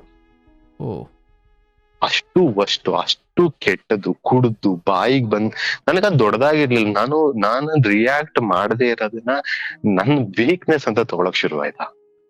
Okay, but ಇಲ್ಲೊಂದು ನನ್ಗೆ ಪ್ರಶ್ನೆ, ಅಂದ್ರೆ ತಂದೆಯನ್ನ ಬೇಡಪ್ಪ ನೀನು ಯಾವ್ದಕ್ಕೂ ಹೋಗ್ಬೇಡ, ನಂಗೆ ಸುಮ್ಮನೆ ನೋವು ಕೊಡಬೇಡ, ನಿನ್ನ ಬಾಡಿಗೆ ನೀನು ಎದ್ದು ಬಿಡು ಅಂತ ಹೇಳ್ತಿದ್ದವರು. ಸೊ ಈ ವಿಚಾರದಲ್ಲಿ ನೀವೇ ಒಂದು ಹೆಜ್ಜೆ ಮುಂದಿಟ್ರಿ, ಕಾರಣ ಕಷ್ಟದಲ್ಲಿದ್ದಾನೆ ಅಂತಲ್ಲ? ಈಗ ನಾನ್ ಹೋದಾಗ ಗುರುಗಳೇ ನಾನೊಂದು 10,000 ರೂಪಾಯಿ ಸಹಾಯ ಮಾಡ್ಬೋದು ಅಷ್ಟೇ. ಯಾಕಂದ್ರೆ ನಾನು ಪರಿಸ್ಥಿತಿ. ಕಷ್ಟಪಟ್ಟಿರೋ ದುಡ್ಡು. ಹೌದು ಹೌದು. ಆಯ್ತಾ, ಈ ತರ ಇದೆ ಅಂತ ಹೇಳಿದಾಗ ನಾನು ನಿಜವಾಗ್ಲೂ ನಾನು ಹೋಗ್ತಿರ್ಲೂ ಇರ್ಲಿಲ್ಲ. ಇದಕ್ಕೂನು ಕೂಡ ಅವತ್ತು ಪ್ರೇರೇಪಿಸಿದವನು ಇವನೇನೆ. ನನಗೆ ಫೋನ್ ಮಾಡಿ ಹಿಂಗಿದ್ಯಂತೆ, ಬೇರೆ ಯಾರೋ ಹೋಗಿ ತಿನ್ಕೊಂತಾರಂತೆ, ನೀನೇ ಹೋಗಿ ಕೇಳು ಅಂತ ಹೇಳಿದ್ದು ಪುಣ್ಯಾತ್ಮ ಇವನೇನೆ ಫೋನ್ ಮಾಡಿದ್ ನನಗೆ. ಬಟ್ ಅವ್ರ ಹೆಂಡತಿ ಮಕ್ಳನ್ನ ಯಾರನ್ನು ಕರ್ಕೊಂಡು, ಸಾರಿ, ಅವ್ರ ಹೆಂಡತಿ ಅಥವಾ ಅವ್ರ ಕಡೆ ಯಾರನ್ನು ಕರ್ಕೊಂಡು ಹೋಗಿರ್ಲಿಲ್ವ ನೀವು? ನಾನ್ ಕರ್ಕೊಂಡು ಗುರುಗಳು, ಅವ್ರು ತುಂಬಾ ದೊಡ್ಡೋರು, ಅಲ್ಲಿಗೆ ನಮ್ಮನ್ ಬಿಡ್ತಾನೆ. ಇವಾಗ ಇಮ್ಯಾಜಿನ್ ಮಾಡಿ, 22 ವರ್ಷದಿಂದ ಯಾರನ್ನೂ ಬಿಡದೇ ಇದ್ದವರು, ನನಗ್ ಗೊತ್ತಿಲ್ದಂಗೆ ಇವ್ರು ಆಲ್ಮೋಸ್ಟ್ 6 ತಿಂಗಳಿಂದ ಕಷ್ಟಪಡ್ತಿದ್ದಾರೆ ಅವ್ರ ಹತ್ರ ಹೋಗೋಕೋಸ್ಕರ. ಅವ್ರು ಹೆಂಗಂತ ಹೇಳ್ರಿ, ನೀವ್ ಯಾರ್ರಿ ಹೋಗ್ರಿ ಕೇಸಾಗ ಹೋಗ್ರಿ, ಈ ತರ ಮಾತಾಡುವಂತ ವ್ಯಕ್ತಿಗಳವ್ರು. ಯಾಕಂದ್ರೆ ಅದು ತಪ್ಪು ಅಂತಾನು ಹೇಳಲ್ಲ. ಯಾಕಂತ ಹೇಳ್ತೀನಿ ಕೇಳಿ, ಅವತ್ತು 25,000 ರೂಪಾಯಿಗೆ ಎಷ್ಟು ಬೆಲೆ ಇತ್ತು, ಇವತ್ತು 25 ಲಕ್ಷ ಆಗಿದೆ. ಅದು ಕಾಲದ ಮಹಿಮೆ, ಅದು ಅವ್ರ ತಪ್ಪಲ್ಲ. ಅದು ತಪ್ಪಲ್ಲ. ಅದು ಅವತ್ತು ನೀವು ನಮ್ ಜಮೀನಲ್ಲಿ 25 ನಿಮ್ಗೆ ಕೊಡಂತ ಯಾರು ಹೇಳಿದ್ರ ಅವತ್ತು? ಹೌದು, ಅದು ಕೊಟ್ಟವನ್ ತಪ್ಪಷ್ಟೇ. ಕೊಟ್ಟವನ್ ತಪ್ಪು. ಅದ್ರಲ್ಲಿ ಏನ್ ತಪ್ಪಿದೆ? ಈಗ ನೀವು ಅವನು ದೊಡ್ಡ ವ್ಯಕ್ತಿ, ಅವ್ನಿಗೆ ಏನೋ ಕೇಳಿದ್ರೆ 10,000 ರೂಪಾಯಿ ಕೊಡ್ತಾನೆ ಅಂತ ಹೋಗ್ತೀರಾ. ಹಂಗೆ ಬೇರೆಯವ್ರ ಹತ್ರ ಯಾರೋ ಒಬ್ಬ ರೈತ ತಗೊಂಡಿದ್ರೆ ಅವನ ಹತ್ರ ಹೋಗ್ತೀರಾ? ಇವಾಗ ಹೋಗಕ್ಕಾಗತ್ತಾ? ಹಂಗೆ ಒಂದು ಏನಂದ್ರೆ ಯಾರಾದ್ರೂ ಅಷ್ಟೇ, ಒಂದು ಸಮಸ್ಯೆ ಅಂತ ಹೇಳ್ಕೊಂಡ್ರೆ ಆಗುತ್ತೆ. ನಾನ್ ಹೇಳ್ತಾ ಇರೋದು ಇಷ್ಟೆಲ್ಲ ಆಗ್ತಿತ್ತಲ್ಲ, ನೀವೇ ಹೋಗ್ಬೋದಾಗಿತ್ತು, ಮಾಡ್ಬೋದಾಗಿತ್ತು. ಇದು ಇಲ್ಲಿಗೆ ಬರ್ಲಿಲ್ಲ, ಅದಾಯ್ತಾ, ಇಷ್ಟೆಲ್ಲ ಆಯ್ತು. ನಾನು ಹೇಳಿದ್ನಲ್ಲ, ನನ್ನ ಬಗ್ಗೆ ಏನಾದ್ರು ಮಾತಾಡ್ಲಿ, ನಮ್ಮಪ್ಪ ನನಗೆ ಯಾವತ್ತೂ ಹೀರೋ. ಯಾವತ್ತು ನನ್ನ ಅಪ್ಪನ ಫೋಟೋ ಬಂತು, ನಾನು ಅವತ್ ಸಹಿಸಕ್ಕಾಗಿಲ್ಲ. ಅಲ್ಲಿ ಇದ್ದಿದ್ದು ಉದ್ದೇಶನೇ ಇದಾಗಿತ್ತು, ಆ ಫೋಟೋಗಳನ್ನ ಹಾಕೋ ಉದ್ದೇಶನೇ ಇದಾಗಿತ್ತು. ನಾನು ಹೋಗ್ಬೇಕು, ಜಗಳ ಮಾಡ್ಬೇಕು, ಹೊಡಿಬೇಕು, ಅವನ್ಗೆ ಏನಾದ್ರು ಆಗ್ಬೇಕು, ಅದನ್ನ ಅಡ್ವಾಂಟೇಜ್ ತಗೋಬೇಕು. ಇದು ಅದು ಮೊದಲನೆಯಿಂದ ಆಗಿದ್ದಂತ ಒಂದು ಇದು ಪ್ಲಾನ್. ಅದು ಕೆಣಕೋದೇ ಆಗಿತ್ತು, ಕೆಣಕೋದೇ ಪ್ಲಾನ್ ಆಗಿತ್ತು. ನಾನು ಅಷ್ಟು ದಡ್ಡ ಅಲ್ಲ ಅದನ್ನೆಲ್ಲ ಮಾಡೋ ಅಷ್ಟು. ಯಾಕಂದ್ರೆ ನನ್ ಕೊಚ್ಚಲ್ ಕಲ್ಲಾಕಕ್ ಇಷ್ಟ ಇಲ್ಲ. ಇವರೆಲ್ಲ ನನ್ನ ತುಂಬಾ ಹತ್ರದಲ್ಲಿದ್ದವ್ರೆ, ಆದ್ರೆ ವಸ್ತು ಸ್ಥಿತಿನ ಅರ್ಥ ಮಾಡ್ಕೊಳ್ಳಿಲ್ಲ ಅನ್ನೋದು ಬೇಜಾರೈತೆ ನನಗೆ ಅಷ್ಟೇ. ನನ್ನ ಹತ್ರ ಬಂದ್ ಕೇಳಬಹುದಾಗಿತ್ತು ಮುಖಾಮುಖಿ, ಹಿಂಗಾಗಿದೆ ಕಣು ಏನು. ಇದ್ರ ಜೊತೆಗೆ ನಾನ್ ಅನ್ಕೊಂತ ಇರೋದು, ನೀನ್ ಉಪಕಾರನೂ ಮರ್ತ್ ಬಿಟ್ಟಲ್ಲ, ನಿಂದ ಏನು ಇರ್ಲಿ, ಕೈ ಮುಗಿತಿದ್ದೆ ಯಾವಾಗ್ಲೂ ಮಾಡ್ಕೊಡಿ ಅಂತ. ಅದನ್ನ ಮರ್ತು ನೀನು ಇಡಿ. ಅದಾದ್ಮೇಲೆ ನನ್ಗೆ ಆಗ್ಲಿಲ್ಲ, ನನ್ಗೆ ಬೇಜಾರಾಯ್ತು. ಅದಾದ್ಮೇಲೆ ನಾನು ಗೊತ್ತಿಲ್ಲ, ಇವಾಗ ನಾನ್ ಮಾಡಿರೋದು ತಪ್ಪಾ ಸರಿನಾ ಅಂತ ನಿಮ್ ಹತ್ರ ನಾನ್ ಕುಲ್ಲಂಕುಷವಾಗಿ ಮಾತಾಡ್ಬೇಕು. ಇದಾದ್ಮೇಲೆ ನಾನು ಹೇಳಿದೆ, ಅದಾಯ್ತು, ಅದನ್ನ ಏನ್ ಮಾಡ್ಕೊಂತೀಯ ಮಾಡ್ಕೊ, ನೀನ್ ಹೋಗಿ ನನ್ ಮೇಲೆ ಯಾವ ಹೈಕೋರ್ಟ್ ಇಂದ ಕೇಸ್ ಹಾಕೊಂತೀಯ ಹಾಕುವ. ಈಗ ನಮ್ಮಪ್ಪ ಏನ್ ನಿನ್ ಹೆಸರು ಮಾಡಿಸ್ಕೊಟ್ಟಿದಾರಲ್ಲ, ಅದನ್ನ ಮಾರಕ್ ಬಿಡಲ್ಲ. ಯಾಕಂತ ಹೇಳಿದ್ರೆ ಅದ್ರಲ್ಲಿ ನಮ್ಮ ಅಮ್ಮನೂ ಇದ್ದಾರೆ ಇವಾಗ. ಆಯ್ತಾ, ಏನೂ ಇರ್ಲಿಲ್ಲ. ಇದನ್ನ ನಮ್ಮಮ್ಮ ಅವರೆಲ್ಲ ಮಾಡ್ಕೊಟ್ಬಿಟ್ಟಿದ್ದಾರೆ, ಅವ್ರ ಹೆಸರಿಗೆ ಆಲ್ರೆಡಿ ಕೊಟ್ಬಿಟ್ಟಿದ್ದಾರೆ. ಸರಿ ತಿನ್ಕೊಂಡು ಹೋಗು ಅಂತ ಪಾಪ ಅವತ್ತೇ ಮಾಡಿಸ್ಕೊಟ್ಬಿಟ್ಟಿದ್ದಾರೆ. ಆಯ್ತಾ, ಆದ್ರೆ ಕಾನೂನು ಯಾರಪ್ಪ ಬಂದಿದ್ದು ಗುರುಜಿ, ನಾವ್ಯಾರೂನು ಅವ್ರಿಗೆ ಏನ್ ಹೇಳ್ತಾರೆ, ಹಕ್ಕು ಬಿಡುಗಡೆ ಮಾಡ್ಕೊಟ್ಟಿಲ್ಲ.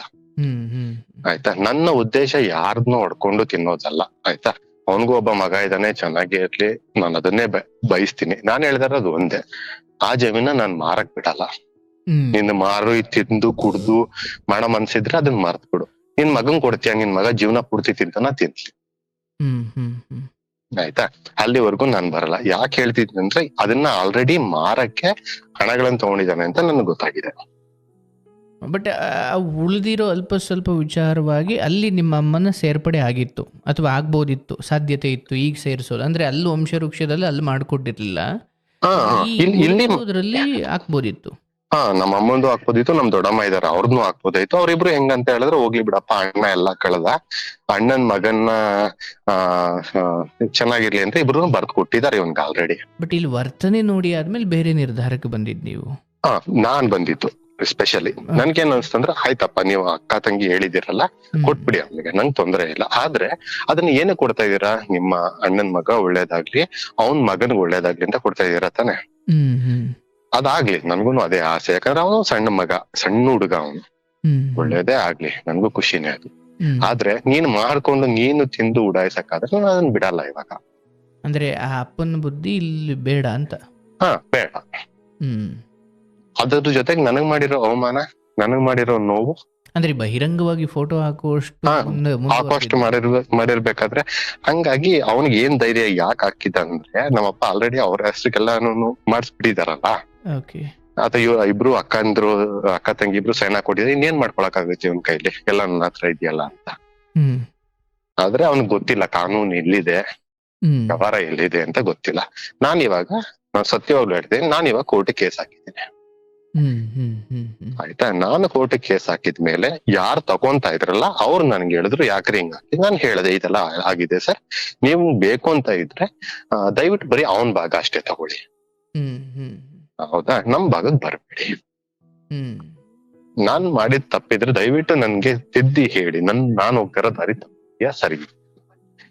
ಹ್ಮ್ ಹ್ಮ್ ಹಿಂಗ್ ಹಾಕದಾಗ ಇವಾಗ ಎಲ್ಲಾ ಅದ್ರ ಮಧ್ಯದಲ್ಲಿ ಏನ್ ಫೋನ್ಗಳು ಎಂತೆಂತ ಬೆದರಿಕೆಗಳು ಬಂತು ಅಂತ ಅಂದ್ರೆ, ನೀನ್ ತಗೋಬೇಕು ಕೇಸು, ನನ್ಗ ಅವ್ರ ಗೊತ್ತು, ಅವನಿಗೆ ಯಾರು ಇಲ್ದೇ ಇದ್ರಲ್ಲ, ಅವ್ನ್ ಬಿದ್ದಾಗ ಇಲ್ದೇ ಇದ್ದವ್ರೆಲ್ಲರೂ ಈಗ ಹಣ ಬರುತ್ತೆ ಅಂದಾಗ ಎಲ್ರು ಬಂದ್ಬಿಟ್ರು ಹತ್ರಕ್ಕೆ, ಬೇರೆ ಸಂಬಂಧ ವಲಯಗಳು.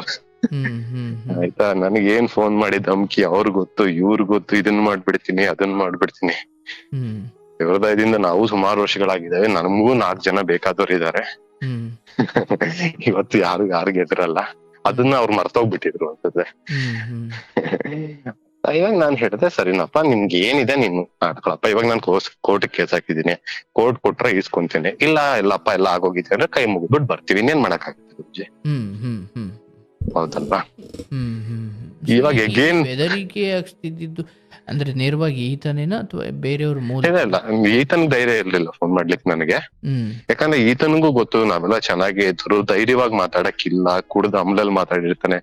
ಯಾವತ್ತೇ ಬಂದು ಈತ ಡೈರೆಕ್ಟ್ ಆಗಿ ನನ್ಗೆ ಹೇಳಿದಿದ್ರೆ ನಾವೆಲ್ಲ ಜೊತೆಲಿ ಬೆಳೆದವರು, ಹಿಂಗಾಗಿದೆ, ನನಗ್ ಬೇಕು, ನನಗ್ ಕಷ್ಟ ಆಗ್ತಿದೆ, ನಾನ್ ಮಾರ್ಕೊಂತೀನಿ, ಇನ್ನೊಂದ್ ಏನ್ ಹೇಳಿದ್ರು ನಾನು ಒಂದು ಮಾತಾಡ್ತಾ. ಅಂದ್ರೆ ಅದೊಂದು ಕರುಳ ಬಳ್ಳಿ ಲೆಕ್ಕಕ್ಕೆ ಬರೋದು. ಅಬ್ವಿಯಸ್ಲಿ ಏನೂ ಮಾತಾಡ್ತಿರ್ಲಿಲ್ಲ ನಾನು. ಆಯ್ತಪ್ಪ ಏನಾರ ಮಾಡ್ಕೊಂಡು, ನಾನು ಹೇಳಿದ್ರೆ ನನಗೆ ಗರ್ವ ಇದೆ ನನ್ನ ಬಗ್ಗೆ ಅಷ್ಟೇ. ನಾನು ದಿನದಲ್ಲಿ 20 ಗಂಟೆ ಕೆಲಸ ಮಾಡಕ್ಕೂ ರೆಡಿ ಇದ್ದೀನಿ.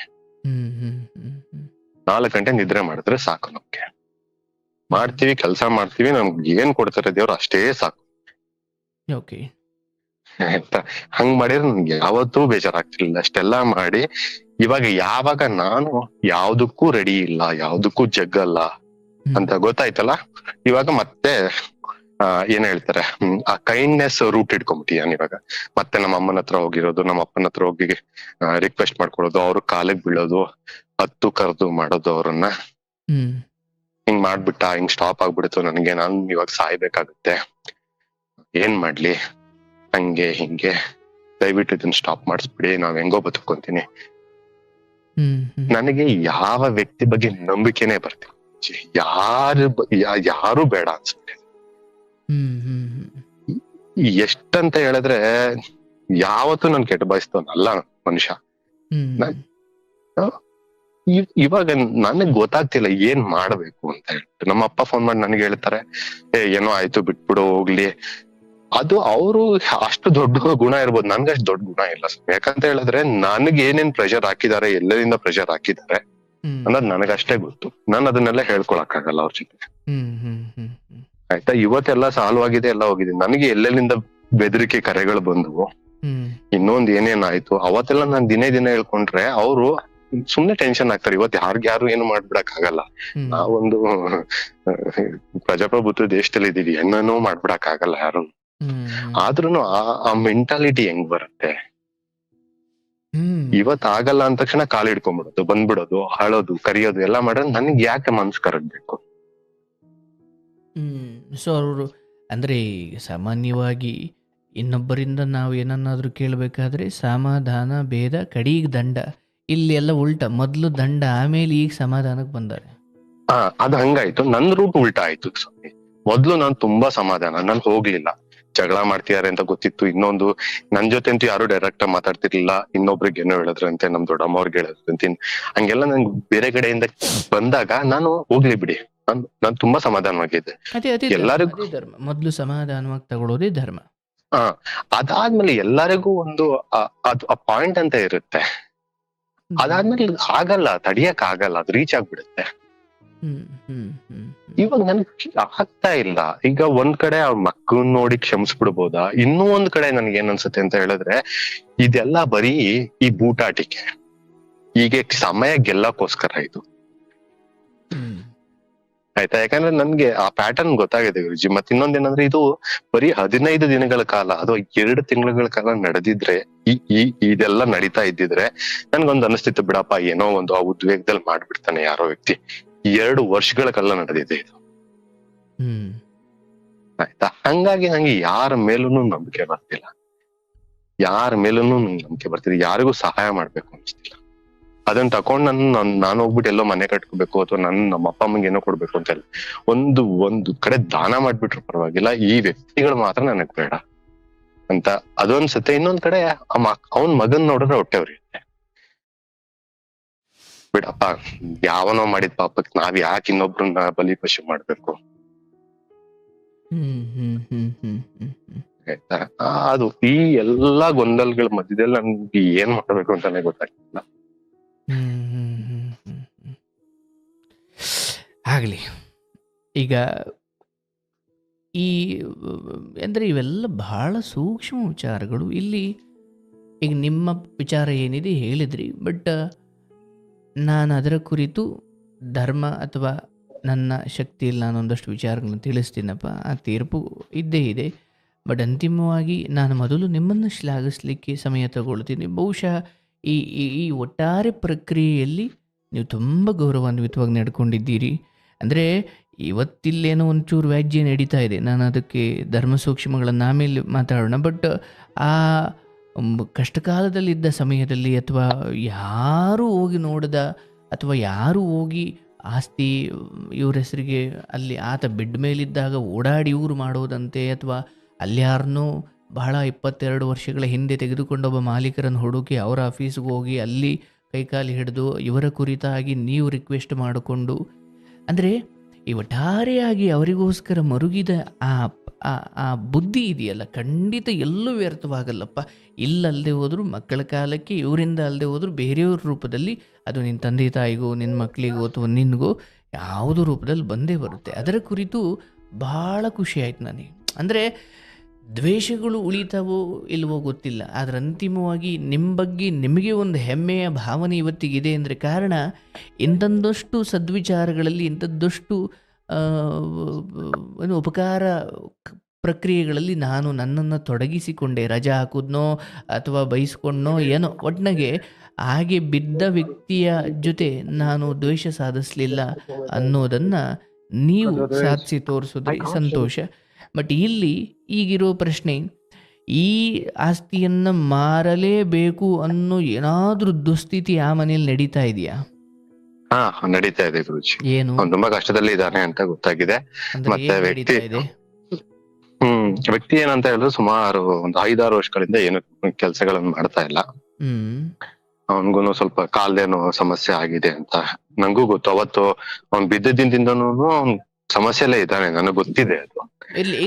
ಈಗ ಸುಮ್ಮನೆ ಮೇಲ್ನೋಟಕ್ಕೆ ಇದು ಮಾರುವ ಈ ಪ್ರಕ್ರಿಯೆ ಹಿಂದಿನ ಉದ್ದೇಶ ಮನೆಯ ವಿಚಾರಗಳು ಸರಿದೂಗಿಸ್ಕೊಳ್ಳೋಕ್ಕೋ ಅಥವಾ ವ್ಯಸನಗಳು ಸರಿದೂಗಿಸ್ಕೊಳ್ಳೋಕ್ಕೋ? ಎರಡೂ ಇದೆ ಅಂತ ಅನ್ಸುತ್ತೆ ಗುರುಜಿ ನನಗೆ. ಎರಡೂ ಇದೆ. ಇದರಲ್ಲಿ ನಿಮ್ ಜೊತೆ ಏನು ಅಥವಾ ನಿಮ್ಮ ಅಪ್ಪ ಅಮ್ಮನ ಜೊತೆ ಏನು ಹಂಚಿಕೊಳ್ಳಲ್ವಾ? ನನ್ಗೆ ಹೆಂಗಂತ ಹೇಳಿದ್ರೆ, ನನ್ಗೆ ಈ ಶತಮಾನದಲ್ಲಿ ಅವಳಿಗೆ ಏನು ಗೊತ್ತಾಗಲ್ಲ, ಅವಳು ದಡ್ಡಿ, ಈ ತರ ಎಲ್ಲ ಮಾತಾಡೋ ನಂಗೆ ನಂಬಿಕೆ ಬರಲ್ಲ. ಯಾಕಂತ ಹೇಳಿದ್ರೆ ಯಾರು ಸಣ್ಣ ಮಕ್ಳುಗಳಲ್ಲ, ಆಯ್ತಾ?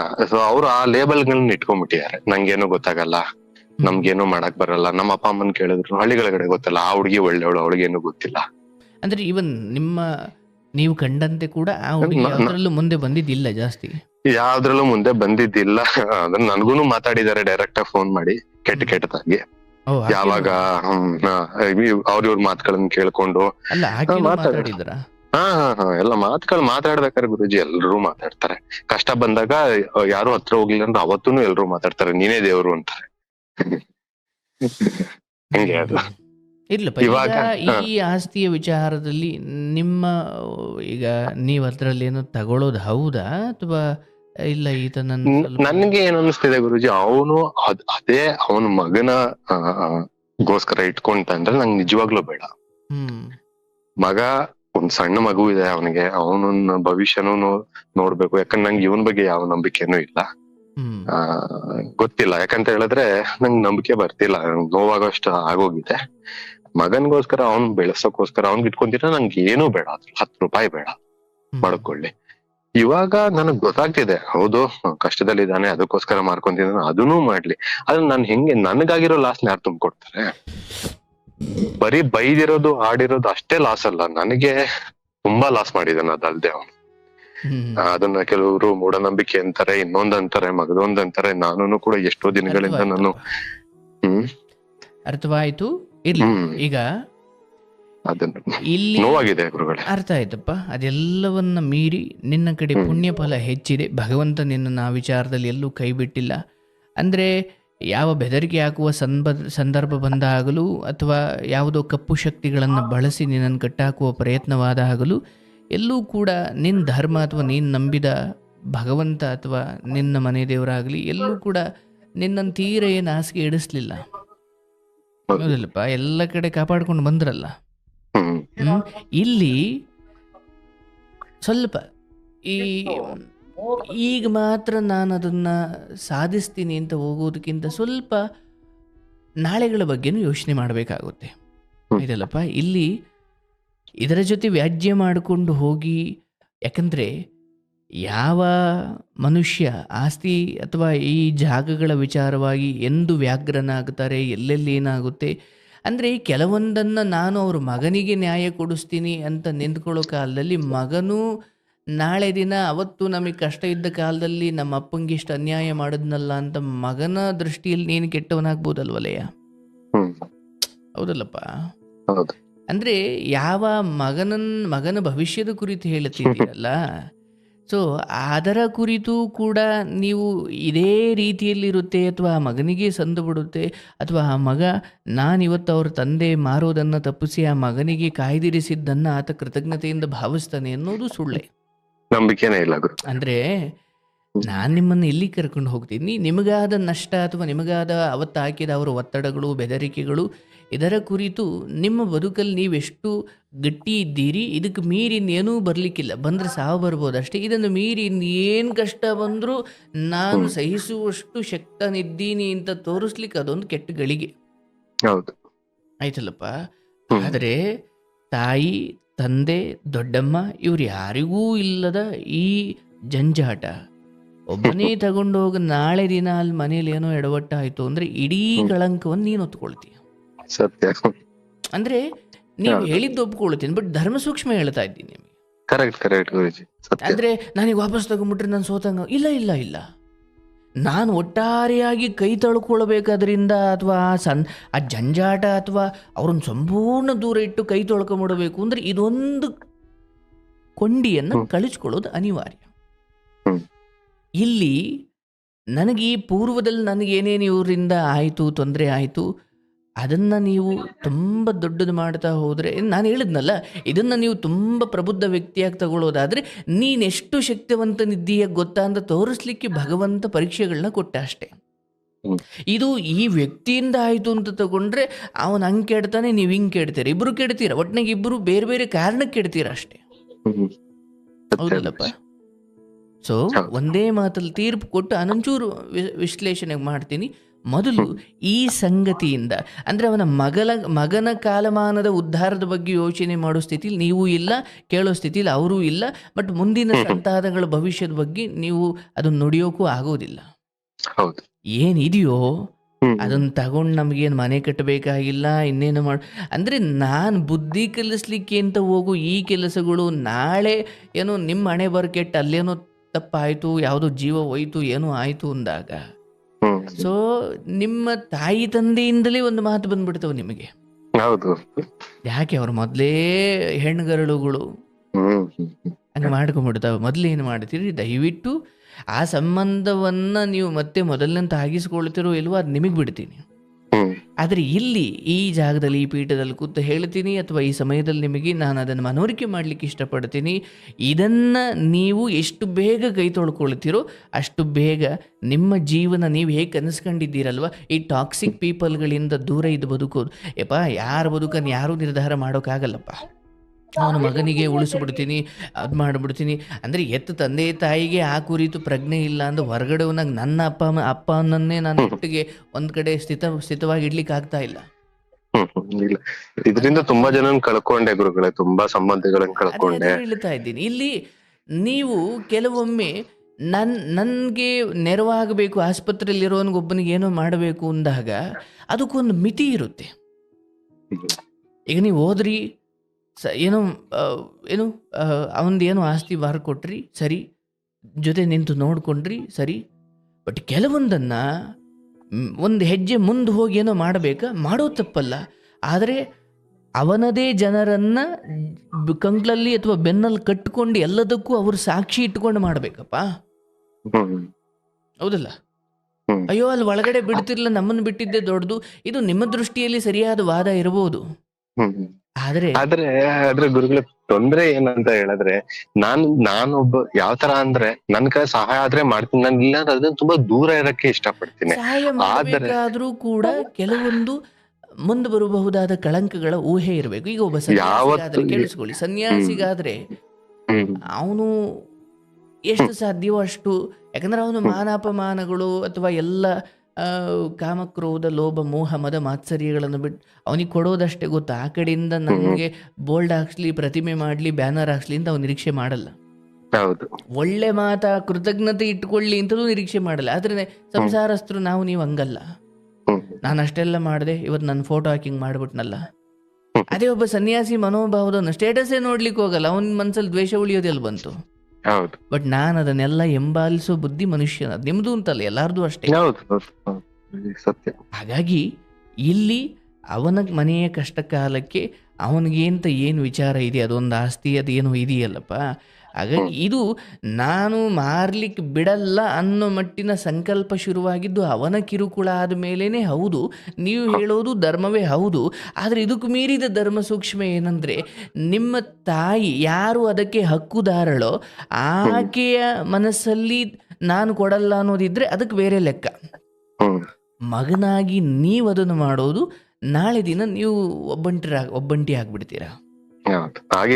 ನಾನೇ ಕೊಟ್ಟೆ ಅಥವಾ ನಾನೇ ಹೇಳ್ದೆ ಬಿಡು ಹೋಗ್ಲಿ ಅಂತ ದೊಡ್ಡಮ್ಮನ ಬಾಯಿಂದ ಬರೋ ಮಾತು, ನೀನ್ ತಾಯಿ ಬಿಟ್ಬಿಡು, ದೊಡ್ಡಮ್ಮನ ಬಾಯಿಂದ ಬರೋ ಮಾತುಗಳಿಗೆ ನೀನು ಉತ್ತರ ಕೊಡ್ಲಿಕ್ಕಾಗಲ್ಲ.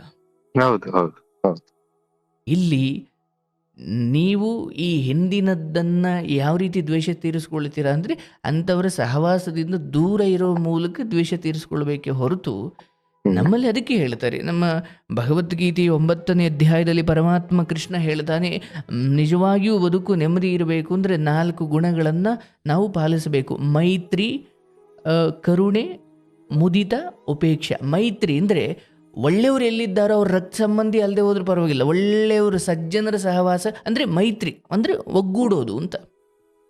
ರಕ್ತ ಸಂಬಂಧಿಗಳೇ ದೊಡ್ಡಪ್ಪ ಮಕ್ಕಳೇ ಆಗಬೇಕು ಅಂತ ಇಲ್ಲ, ಎಲ್ಲಿ ಸಜ್ಜನರು ಉಂಟೋ ಅಲ್ಲಿ ಹೋಗಿ ಮೈತ್ರಿ ಬೆಳೆಸಿಬಿಡ್ಬೇಕು, ಅಂದರೆ ಸ್ನೇಹ ಬೆಳೆಸಿಬಿಡ್ಬೇಕು. ಆದರೆ ಎಲ್ಲಿ ಸಜ್ಜನರಲ್ವೋ ಅವ್ರು ನಿನ್ನ ಅಣ್ಣ ತಮ್ಮದಿರಾದ್ರೂ ದೂರ ಇಡಬೇಕು. ಇದು ಮೈತ್ರಿ. 2ನೇದು ಕರುಣೆ. ಅವನ ಶತ್ರು ಆಗಲಿ ಯಾಕೋ ಮನೆ ನರಳಾಟದಲ್ಲಿ ನಡೀತಾ ಇದೆ ಅಂದರೆ ಕ್ಷಮಿಸಿಬಿಡ್ಬೇಕು, ಅಂದರೆ ಎಲ್ಲ ಕಷ್ಟದಲ್ಲಿರೋರನ್ನು ಕರುಣೆಯಿಂದ ನೋಡಬೇಕು. ಮತ್ತು ಮುದಿತ ಅಂದರೆ ಇನ್ನೊಬ್ಬರ ಸಂತೋಷವನ್ನು ನೋಡಿ ನಾನು, ಅಥವಾ ಇನ್ನೊಬ್ಬರ ಉದ್ಧಾರವನ್ನು ನೋಡಿ ನಾನು ಸಂತೋಷ ಪಡೋದು ಮುದಿತ. ಅಂದರೆ ಇನ್ನೊಬ್ಬರ ಉದ್ಧಾರವನ್ನು ನೋಡಿ ಅಸೂಹೆ ಪಡೋದು ವಿಷಬುದ್ಧಿ, ಆದರೆ ಇನ್ನೊಬ್ಬರ ಉದ್ಧಾರ ನೋಡಿ ಸಂತೋಷ ಪಡೋದು ಅಂದರೆ, ಹೌದಪ್ಪ ಕಾಲು ಮುರ್ಕೊಂಡು ಏನೋ ಆಗಿ ಅಲ್ಲಿ ಬಿದ್ದಿದ್ದ, ಈಗ ಹುಷಾರಾಗಿ ಅಷ್ಟೋ ಚೇತರಿಸ್ಕೊಂಡು ತನ್ನ ಸಂಸಾರ ಅಂತ ಹೋಗ್ತಿದ್ದಾನೆ. ಅಂದರೆ ನನಗೆ ಆತನನ್ನು ದ್ವೇಷಿಸ್ಲಿಕ್ಕೆ ಒಂದಷ್ಟು ಕಾರಣ ಇದ್ದಾವೆ, ಆದರೆ ಅದರಿಂದ ಕೈ ತೊಳ್ಕೊಳ್ಬೇಕು. ಈ ವಿಚಾರವನ್ನು ಮುಂದುವರಿಸಿದಷ್ಟು ನನ್ನ ಡ್ಯಾಮೇಜೇ ಜಾಸ್ತಿ ಹೊರತು, ಯಾಕಂದರೆ ಕೋಪದಲ್ಲಿ ಮೂಗು ಇಕ್ಕೊಂಡ್ರೆ ಆಮೇಲೆ ಬರಲ್ವಲ್ಲ. ಹಾಗಾಗಿ ಮುದಿತ ಅಂದರೆ ಅವನ ಸಂತೋಷ ನನಗೆ ಮುಖ್ಯ, ಆಯಿತು ಒಳ್ಳೆಯದು. ದ್ವೇಷ ಕೇವಲ ನಾವು ನನಗೇನು ಕೊಟ್ಟ ನಾನು ಅವನಿಗೆ ಅದನ್ನು ಕೊಡೋದ್ರಲ್ಲೇ ಇಲ್ಲ, ನನಗವನೇನು ಕೊಟ್ಟ ಅದನ್ನು ಮರೆತು ಅಂಥವ್ರನ್ನು ದೂರ ಇಡೋದು ದೊಡ್ಡ ದ್ವೇಷವೇ ಹೌದು. ಯಾಕೆ? ನೀವೊಂದು ಸಂಸಾರ ಅಥವಾ ನೀವು ನಾಳೆ ಹೆಂಡತಿ ಮಕ್ಕಳು ಅಂತ ಒಂದು ಕುಟುಂಬದ ವ್ಯವಸ್ಥೆ ಒಳಗಡೆ ಇರಬೇಕಾದ್ರೆ ನನ್ನ ದ್ವೇಷ ನನ್ನವರಿಗೂ ನಷ್ಟ ಮಾಡಬಹುದು ಅನ್ನೋ ತಲೆಯಲ್ಲಿರಬೇಕು. ಯಾಕಂದರೆ ನನ್ನ ದ್ವೇಷ ಅವನು ನನ್ನ ಮೇಲೆ ಮಾತ್ರ ಮಾಡ್ತಾನೆ ಅಂತ ಏನಿಲ್ಲ. ನಿಮ್ಮದೇನೋ ಗಟ್ಟಿ ಮನಸ್ಥಿತಿ, ಯಾವ ಮಾಟ ಮಂತ್ರ ಮಾಡಿಸಿದ್ರು ಏನು ತೊಂದರೆ ಆಗಲಿಲ್ಲ.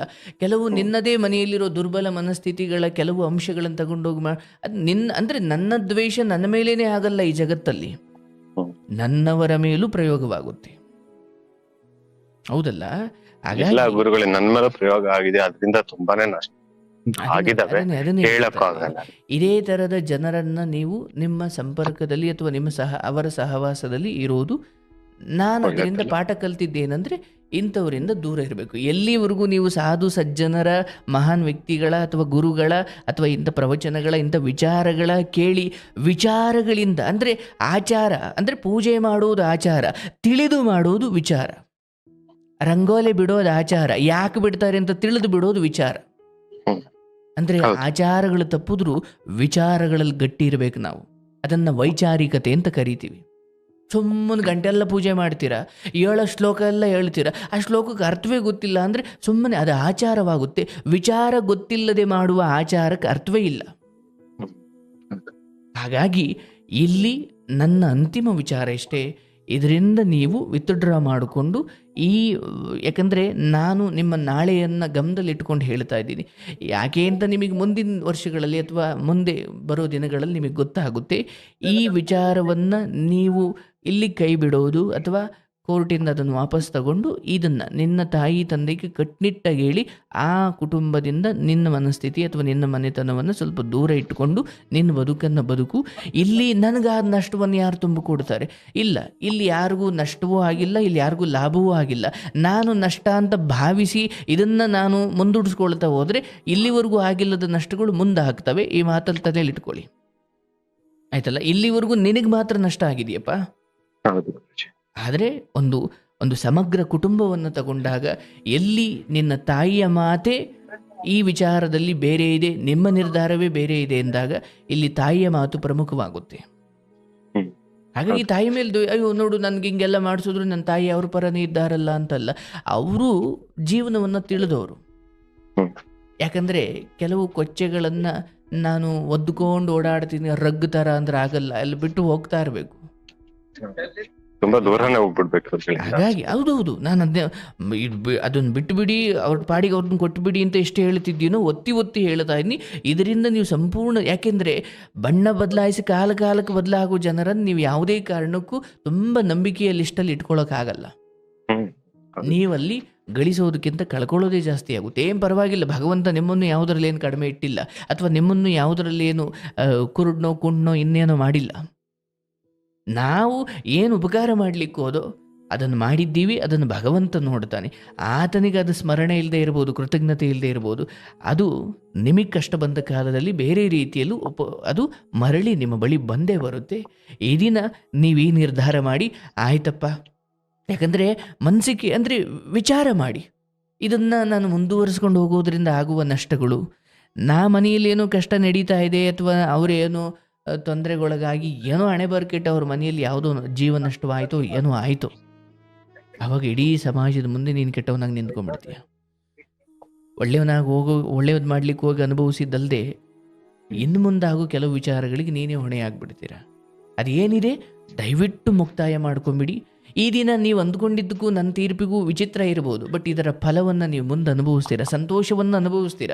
ಆದರೆ ಇದನ್ನು ಮುಂದುವರಿಸ್ಕೊಂಡು ಹೋದರೆ ಅದಕ್ಕೆ ನೇರ ಹೊಣೆ ಎಲ್ರಿಗೂ ಗೊತ್ತಿರೋ ಹಾಗೆ ನೀವೇ ಆಗಿರ್ತೀರಾ.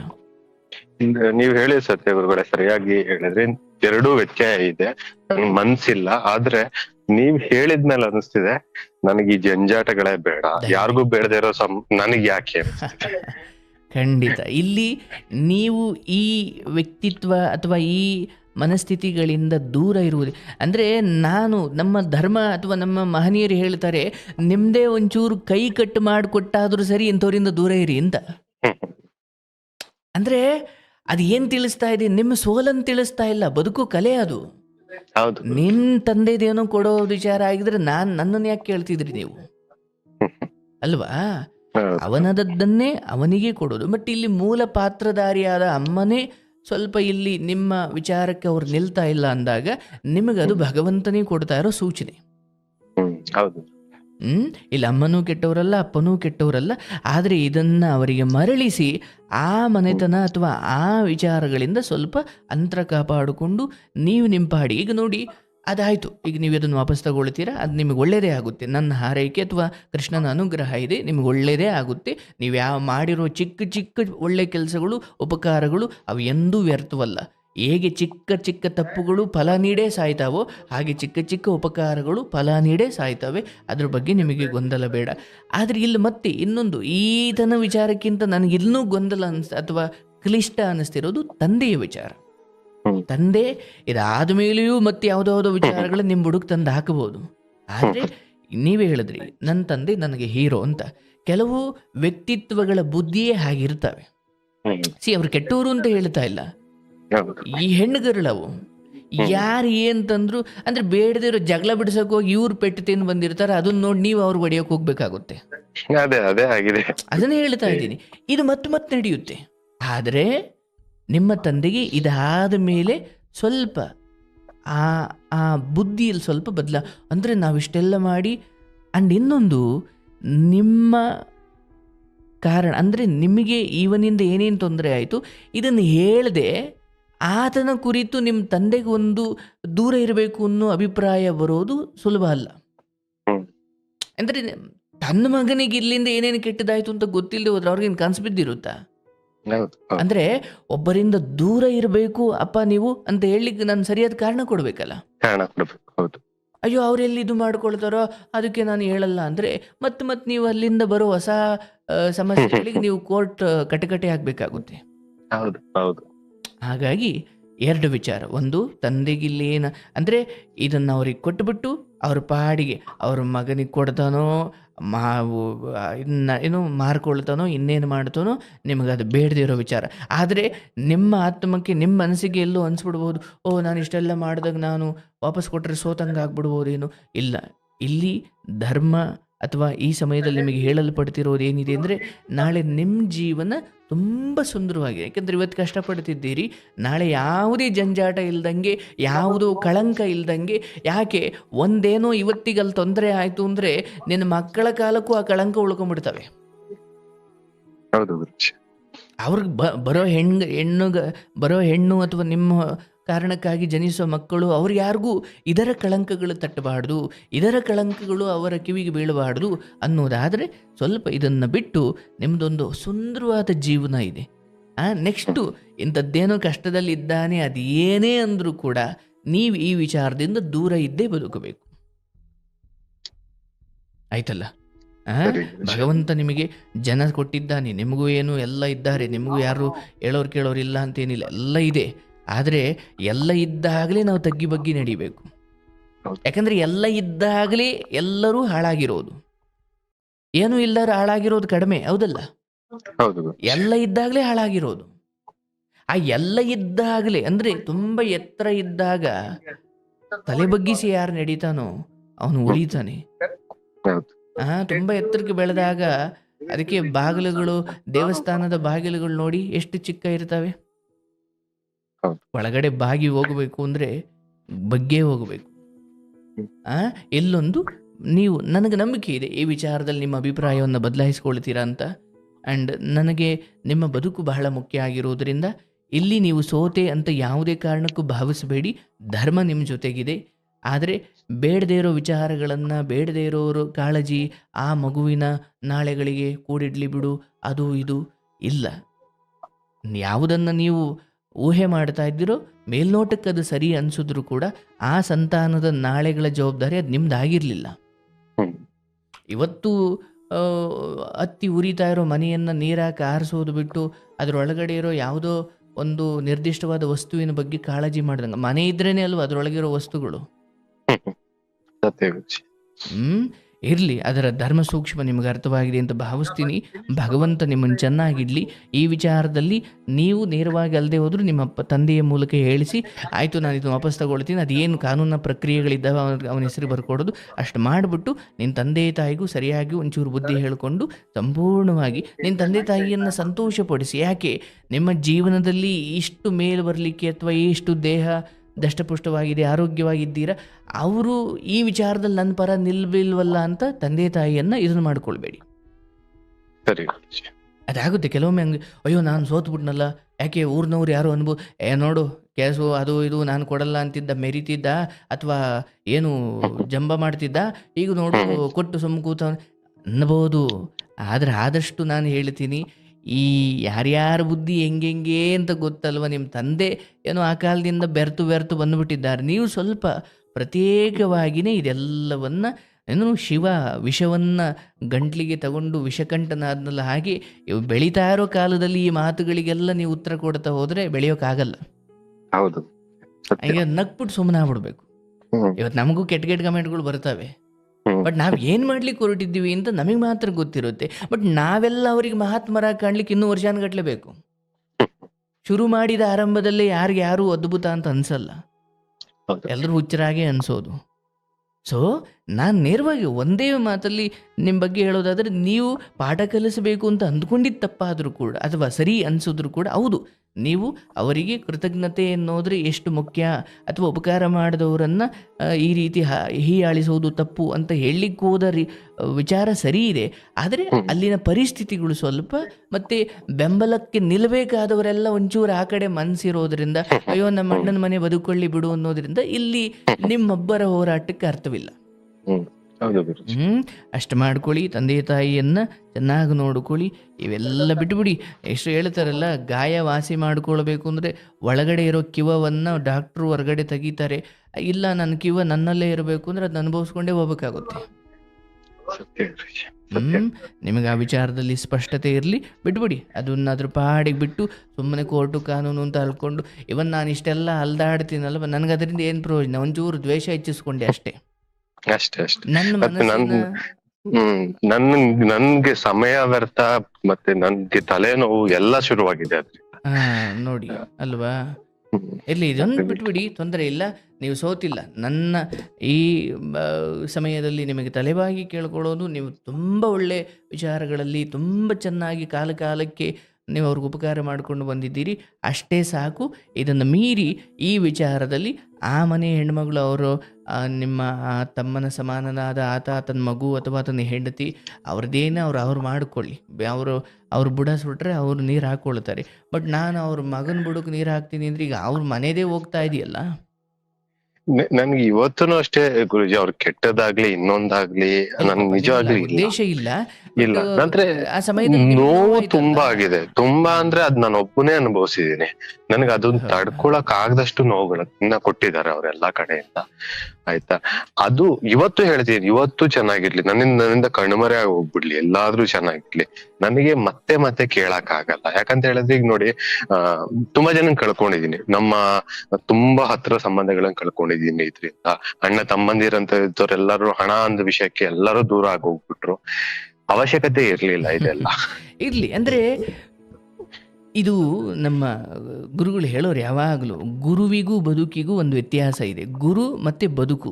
ಗುರು ಮೊದಲು ಪಾಠ ಮಾಡಿ ಆಮೇಲೆ ಪರೀಕ್ಷೆ ಕೊಡ್ತಾನೆ, ಆದರೆ ಬದುಕು ಮೊದಲು ಪರೀಕ್ಷೆಯನ್ನು ಕೊಟ್ಟು ಆಮೇಲೆ ಪಾಠ ಕಲಿಸುತ್ತೆ. ಈಗ ನಿಮಗೆ ಬದುಕು ಪರೀಕ್ಷೆ ಕೊಟ್ಟಿತ್ತು. ಕೆಲವೊಮ್ಮೆ ತಪ್ಪು ನಿರ್ಧಾರ ತಗೊಂಡ್ರಿ, ಕೆಲವೊಮ್ಮೆ ಸರಿಯಾಗಿ ಹೋದ್ರಿ. ಬಟ್ ಯಾವ್ದು ಹೆಂಗೆ ಎಲ್ಲೆಲ್ಲಿ ಹೆಂಗಿರಬೇಕಿತ್ತು, ಯಾವುದನ್ನು ನನ್ನ ಕೈಲಾದಷ್ಟು ಮಾಡಿ ನಾನು ಬೆಂಗಳೂರಿಗೆ ಮತ್ತೆ ವಾಪಸ್ ಬರಬೇಕಿತ್ತು. ಅಂದರೆ ಪರೀಕ್ಷೆ ಆಯಿತು, ಈಗ ಪಾಠ ಕಲೀರಿ. ಯಾಕಂದರೆ ಇದು ಬದುಕು. ಶಾಲೆಯಲ್ಲಾದರೆ ಒಂದು 8 ತಿಂಗಳು ಅಥವಾ 7-8 ತಿಂಗಳು ಪಾಠ ಮಾಡ್ತಾರೆ, ಫೈನಲ್ ಎಕ್ಸಾಮಿಗೆ. ಅಂದರೆ ಪಾಠ ಮೊದಲು, ಪರೀಕ್ಷೆ ಆನಂತರ. ಬದುಕಲ್ಲಿ ಪರೀಕ್ಷೆ ಮೊದಲು, ಪಾಠ ಆನಂತರ. ಈಗ ನೀವು ಪಾಠ ಕಲ್ತಿದ್ದೀರಿ, ಹಾಗೂ ಸ್ವಯಂ ನೀವೀಗ ಜ್ಞಾನಿಗಳಾಗಿದ್ದೀರಿ. ಬದುಕಿನ ಬಗ್ಗೆ ನಿಮಗೊಂದಿಗೆ ತಿಳುವಳಿಕೆ ಬಂದಿದೆ. ಇವೆಲ್ಲ ಯಾಕೆ ಬರ್ತವೆ ಅಂದರೆ ದ್ವೇಷ ಸಾಧಿಸ್ಲಿಕ್ಕಲ್ಲ, ಬದುಕಿರೋದೇ ಬದುಕಲಿಕ್ಕೆ, ಅರಿದು ಬದುಕಲಿಕ್ಕೆ. ಈಗ ಅರಿವು ಸಿಕ್ಕಿದೆ, ಯಾರು ಹೇಗೆ. ಇದು ನಿನ್ನ ತಮ್ಮನ ತಪ್ಪು ಅಂತಲ್ಲ, ಅಂತ ಮನಸ್ಥಿತಿಗಳಿಂದಲೇ ದೂರ ಇರಬೇಕು, ತಮ್ಮನಿಂದ ಅಲ್ಲ. ನನ್ನ ಹೋರಾಟ ರೋಗಿಯ ವಿರುದ್ಧ ಅಲ್ಲ, ರೋಗದ ವಿರುದ್ಧ. ಇರೋ ರೋಗಗಳಿರ್ತಾವಲ್ಲ, ಅದರಿಂದ ದೂರ ಇರಬೇಕು. ಅದನ್ನು ತಿದ್ದುಕೊಂಡು ಬಂದ ಅಂದ್ರೆ ನಂಗೆ ರೋಗಿನೂ ಬಹಳ ಪ್ರಿಯನೇ. ಮೊದಲೆಲ್ಲ ಕರೋನಾ ಸಮಯದಲ್ಲಿ ಒಂದು ಕಾಲರ್ ಟ್ಯೂನ್ ಬರೋದು, ನೀವು ಕರೋನಾ ಬಂದಿದೆ ಅಂದ ತಕ್ಷಣ ಅವರನ್ನ ಕೆಟ್ಟ ಥರ ನೋಡಬೇಡಿ, ನಾವು ಹೋರಾಡಬೇಕಿರೋದು ರೋಗದ ವಿರುದ್ಧವೇ ಹೊರತು ರೋಗಿಯ ವಿರುದ್ಧ ಅಲ್ಲ ಅಂತ.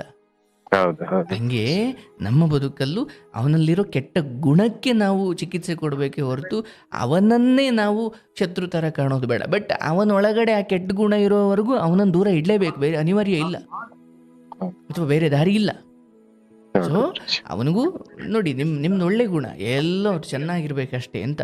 ಸೊ ನನ್ನ ಆಸೆ ನೀವು ಚೆನ್ನಾಗಿರಬೇಕು. ಅದಕ್ಕೆ ಇಂಥ ವ್ಯಾಜ್ಯಗಳನ್ನು ಬದುಕಲ್ಲಿ ಕಟ್ಟೆ ಎತ್ತೋ ಅಥವಾ ಕೋರ್ಟು ಕಚೇರಿ ಪೊಲೀಸ್ ಇವುಗಳಿಂದ ಆದಷ್ಟು ನಮ್ಮದೇ ಒಂಚೂರು ಕೊಟ್ಟಾದರೂ ಸರಿ ಸ್ವರ್ಗ ಮಾಡಬೇಕು. ಯಾಕೆ ಇವೆಲ್ಲ ಬದುಕಿನ ನೆಮ್ಮದಿಯನ್ನು ಹಾಳು ಮಾಡ್ತವೆ. ನಿಮ್ಗೆ ಒಳ್ಳೇದಾಗಲಿ. ನನಗೆ ನಂಬಿಕೆ ಇದೆ ಇಲ್ಲಿಂದ ನಿಮಗೊಂದು ಸ್ಪಷ್ಟತೆ ಸಿಕ್ತು. ಯಾಕೆ ಇದನ್ನು ಏನು ಮಾಡಬೇಕು ಅಂತ ಹೇಳಿದ್ದೀನಿ ಮತ್ತು ಯಾಕೇನೋ ವಿವರಣೆ ಕೂಡ ಕೊಟ್ಟಿದ್ದೀನಿ.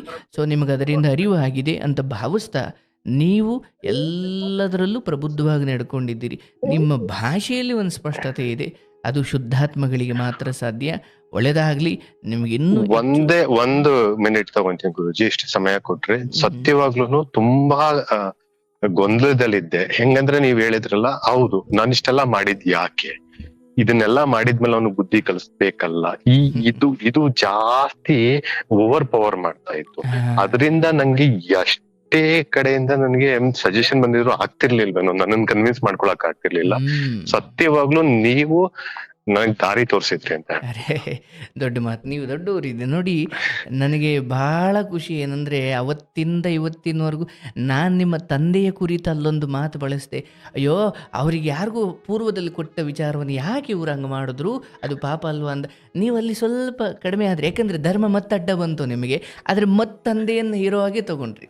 ಅಂದರೆ ಅಂದರೆ ತಂದೆ ಸ್ಥಾನವನ್ನು ಮೀರಿ ಧರ್ಮದ ಕುರಿತು ಯೋಚನೆ ಮಾಡಬೇಕಾದ್ರೆ ಹೌದು ಅನ್ನೋದು ನಿಮ್ಮ ಧ್ವನಿಯಲ್ಲಿ ನನಗೆ ಕೇಳಿಸ್ತು. ಆದರೆ ನೀವು ತಂದೆಯ ಮೇಲೆ ಕೆತ್ಕೊಂಡ್ರಿ. ಅಂದರೆ ಅದು ಯಾವಾಗ ಸಾಧ್ಯ ಅಂದರೆ ತಂದೆ ತಾಯಿಗಳ ಚಿಕ್ಕ ಪುಟ್ಟ ದೌರ್ಬಲ್ಯವನ್ನೇ ಅಥವಾ ಚಿಕ್ಕ ಪುಟ್ಟ ಅವರು ನೋಡಿ ನನ್ನನ್ನು ತಾಂಡೋ ಕಟಕಟಿ ಕೂರಿಸುವಷ್ಟು ಅಥವಾ ನನ್ನನ್ನು ತಾಂಡೋ ಎಲ್ಲನೂ ಮದ್ದಿ ಕೆಳೆಯುವಷ್ಟು, ಅಯ್ಯೋ ಮಗ ಬೆಂಗಳೂರಲ್ಲಿದ್ದಾನೆ, ಅವನು ಬೇರೆಯವ್ರ ಕೆಳಗಡೆ ಕೆಲಸ ಮಾಡ್ತಾನೆ, ಅವನಿಗೂ ಒಂದೊಂದು ಗಳಿಗೆನೂ ಮುಖ್ಯ, ನಾನಿಲ್ಲಿ ಏನೋ ಮಾಡಿಕೊಂಡು ಅವನನ್ನು ಪದೇ ಪದೇ ಕರೆಸೋದು ಒಳ್ಳೇದಲ್ಲಪ್ಪ ಅಂತ ಅಷ್ಟು ಪ್ರಬುದ್ಧವಾದ ಯೋಚನೆ ತಂದೆ ಮಾಡದೆ ಹೋದಾಗಲೂ ಎಷ್ಟು ಒಂದೊಂದು ದಿನ ರಜೆ ಹಾಕೋದಂತೆ ಹೋಗೋದಂತೆ. ಬಟ್ ಅದಾಗಿಯೂ ತಂದೆ ಕುರಿತು ನಿಮಗೊಂದು ಒಳ್ಳೆ ಅಭಿಪ್ರಾಯ ಇವತ್ತು ಹೆಂಗಾಗ್ಬಿಟ್ಟಿದೆ ಸರ್. ಇವತ್ತು ಒಬ್ಬ ಮಗನೇ ಯಾರೋ ಒಬ್ಬ ಬಂದು ಅಪ್ಪನ ಮಗನಿಗೆ ಹೇಳಿ, ನೋಡೋ ನಿಮ್ಮ ಅಪ್ಪ ಹಿಂಗೆ ಮಾಡಿಬಿಟ್ಟ ಕಣೋ ನನಗೆ ಎಂದಾಗ, ನನ್ನ ಮಗ ನನಗೂ ಹಂಗೆ ಅಂದರೆ ಇವನು ಬೈಯೋನ ಜೊತೆ ಸೇರಿಕೊಂಡು ಮಗನೂ ಕೂಡ ಅಪ್ಪನ ಬೈಯೋ ವಯಸ್ಸು ಕಾಲ ಬಂದ್ಬಿಟ್ಟಿದೆ. ಇವತ್ತಿನವರೆಗೂ ನನ್ಗೆ ಎಷ್ಟು ಆಗಿದೆ ಅದ್ರ 10ರಷ್ಟಾದ್ರೂ ನನ್ನ ತಂದೆ ನನ್ಗೆ ಹೀರೋನೇ. ಯಾಕಂದ್ರೆ ನನ್ನನ್ನ ಈ ಮಟ್ಟಕ್ಕೆ ತಂದಿರೋದು ಅವರೇನೆ.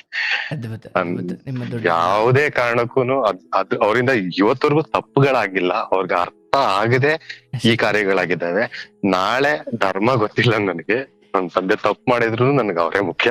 ಇಲ್ಲ ನಿಮ್ ತಂದೆ ಆ ವಿಚಾರದಲ್ಲಿ ಅಂದ್ರೆ ಅವರು ಪಾಪ ಯಾರ್ದೋ ನನ್ನ ಮಗನಿಗೆ ಮಾಡಿಸ್ಕೊಂಡ್ಬಿಡ್ಬೇಕು ಕದ್ದು ಅಂತ ಹೋಗಿಲ್ಲ.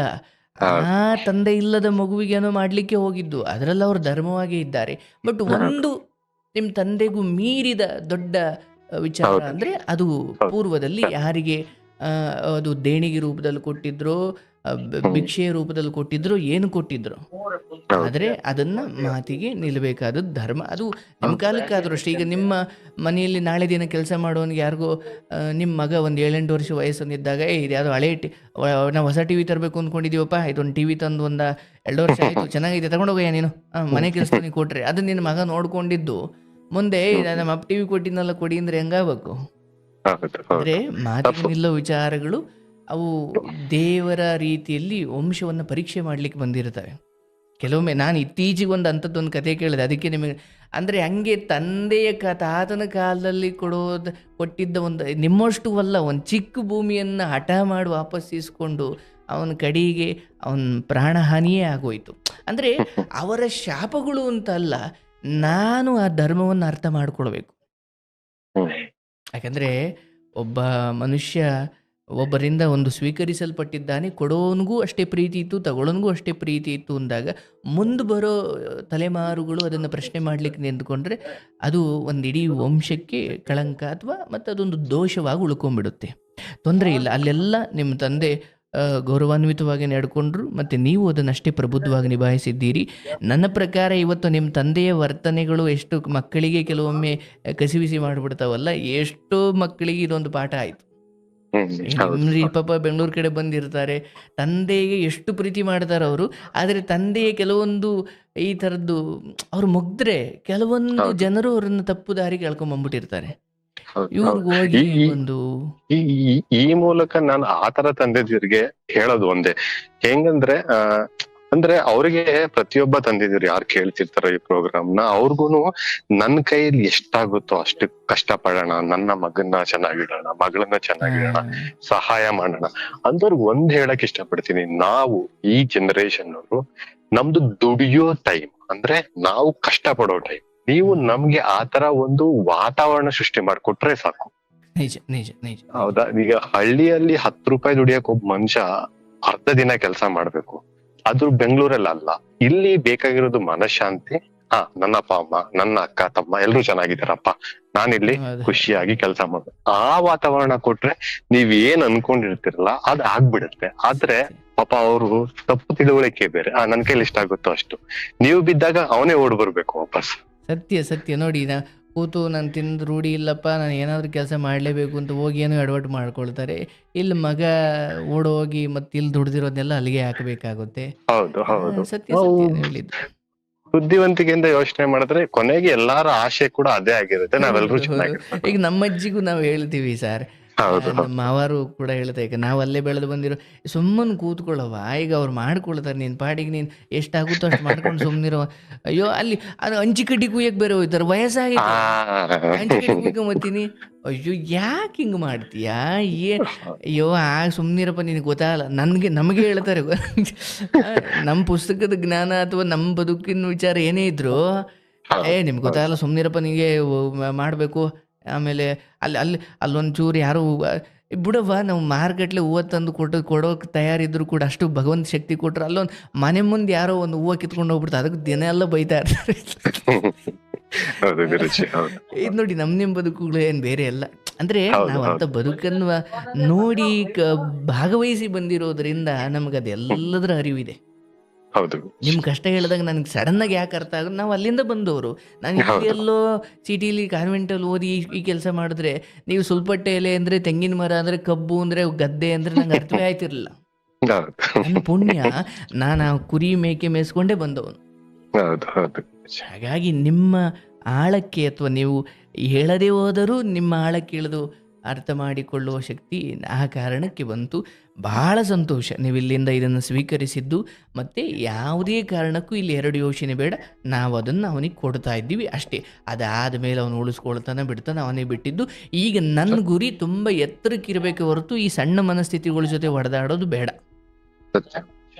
ನಿಮ್ಮ ಗುರಿ ಟಾಪಲ್ಲಿರಬೇಕು. ನಿಮಗಂತ ಒಂದು ಪ್ರಬುದ್ಧತೆ ಇದೆ. ನಿಮ್ಗೆ ಒಳ್ಳೆಯದಾಗಲಿ. ಭಾಳ ಸಂತೋಷ. ಯಾವಾಗಾದರೂ ಆಶ್ರಮಕ್ಕೆ ಬನ್ನಿ. ನಿಮ್ಮಂಥರ ಪ್ರಬುದ್ಧರು ನನಗೆ ಬಹಳ ಇಷ್ಟವಾದರು.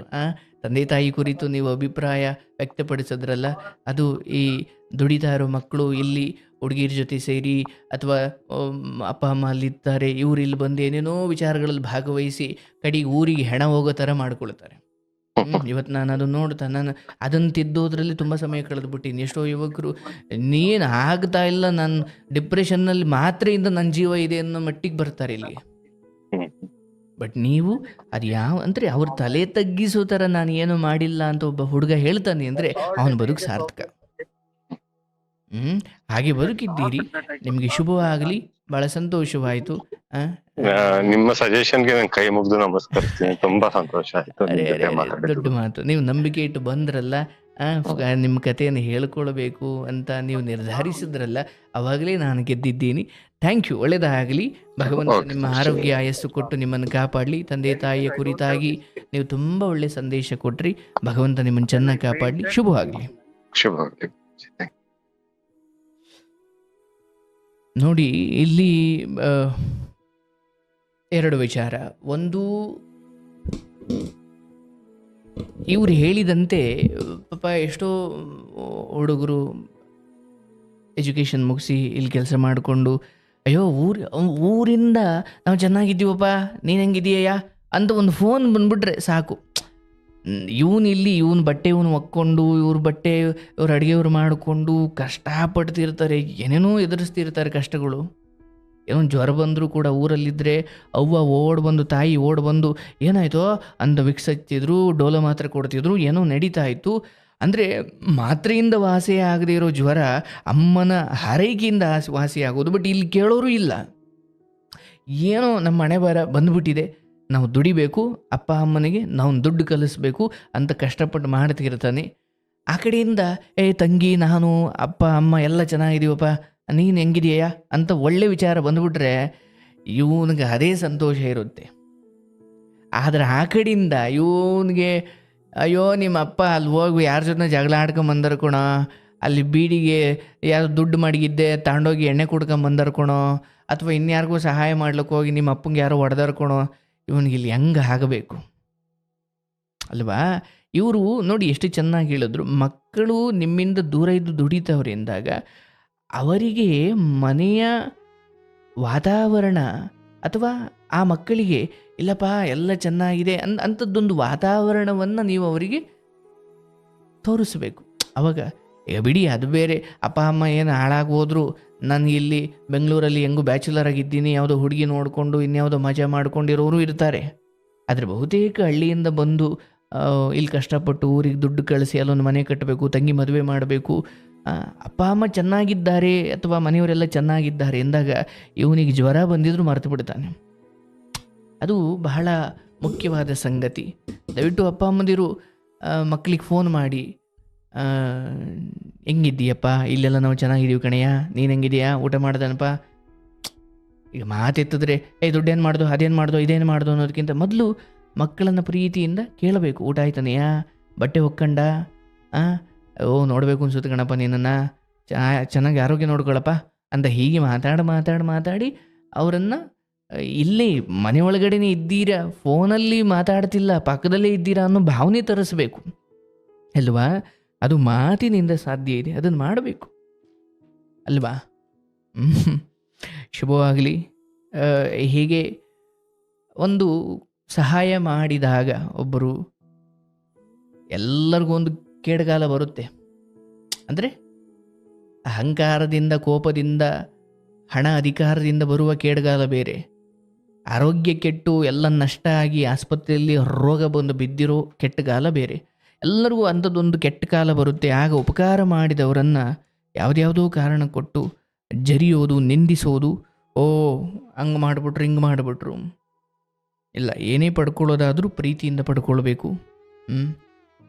ಏನೋ ನಿಮಗೆ ತುಂಬ ಬಲವಾದ ಸಾಕ್ಷಿಗಳಿದ್ದೋ, ಹೌದು ಅವತ್ತ ಅವರು 1 ಕೋಟಿ ಇಸ್ಕೊಂಡಿದ್ರ ಬಗ್ಗೆ ನಂಗೆ ಸಾಕ್ಷಿ ಇದೆ, ನನಗೆ ನೋಡಿದ್ರೆ 1 ಲಕ್ಷ ಕೊಟ್ಟಾರೆ ಅಂತ ಸಾಕ್ಷಿ ಇದ್ದರೆ ಹೋರಾಟ ಬೇರೆ.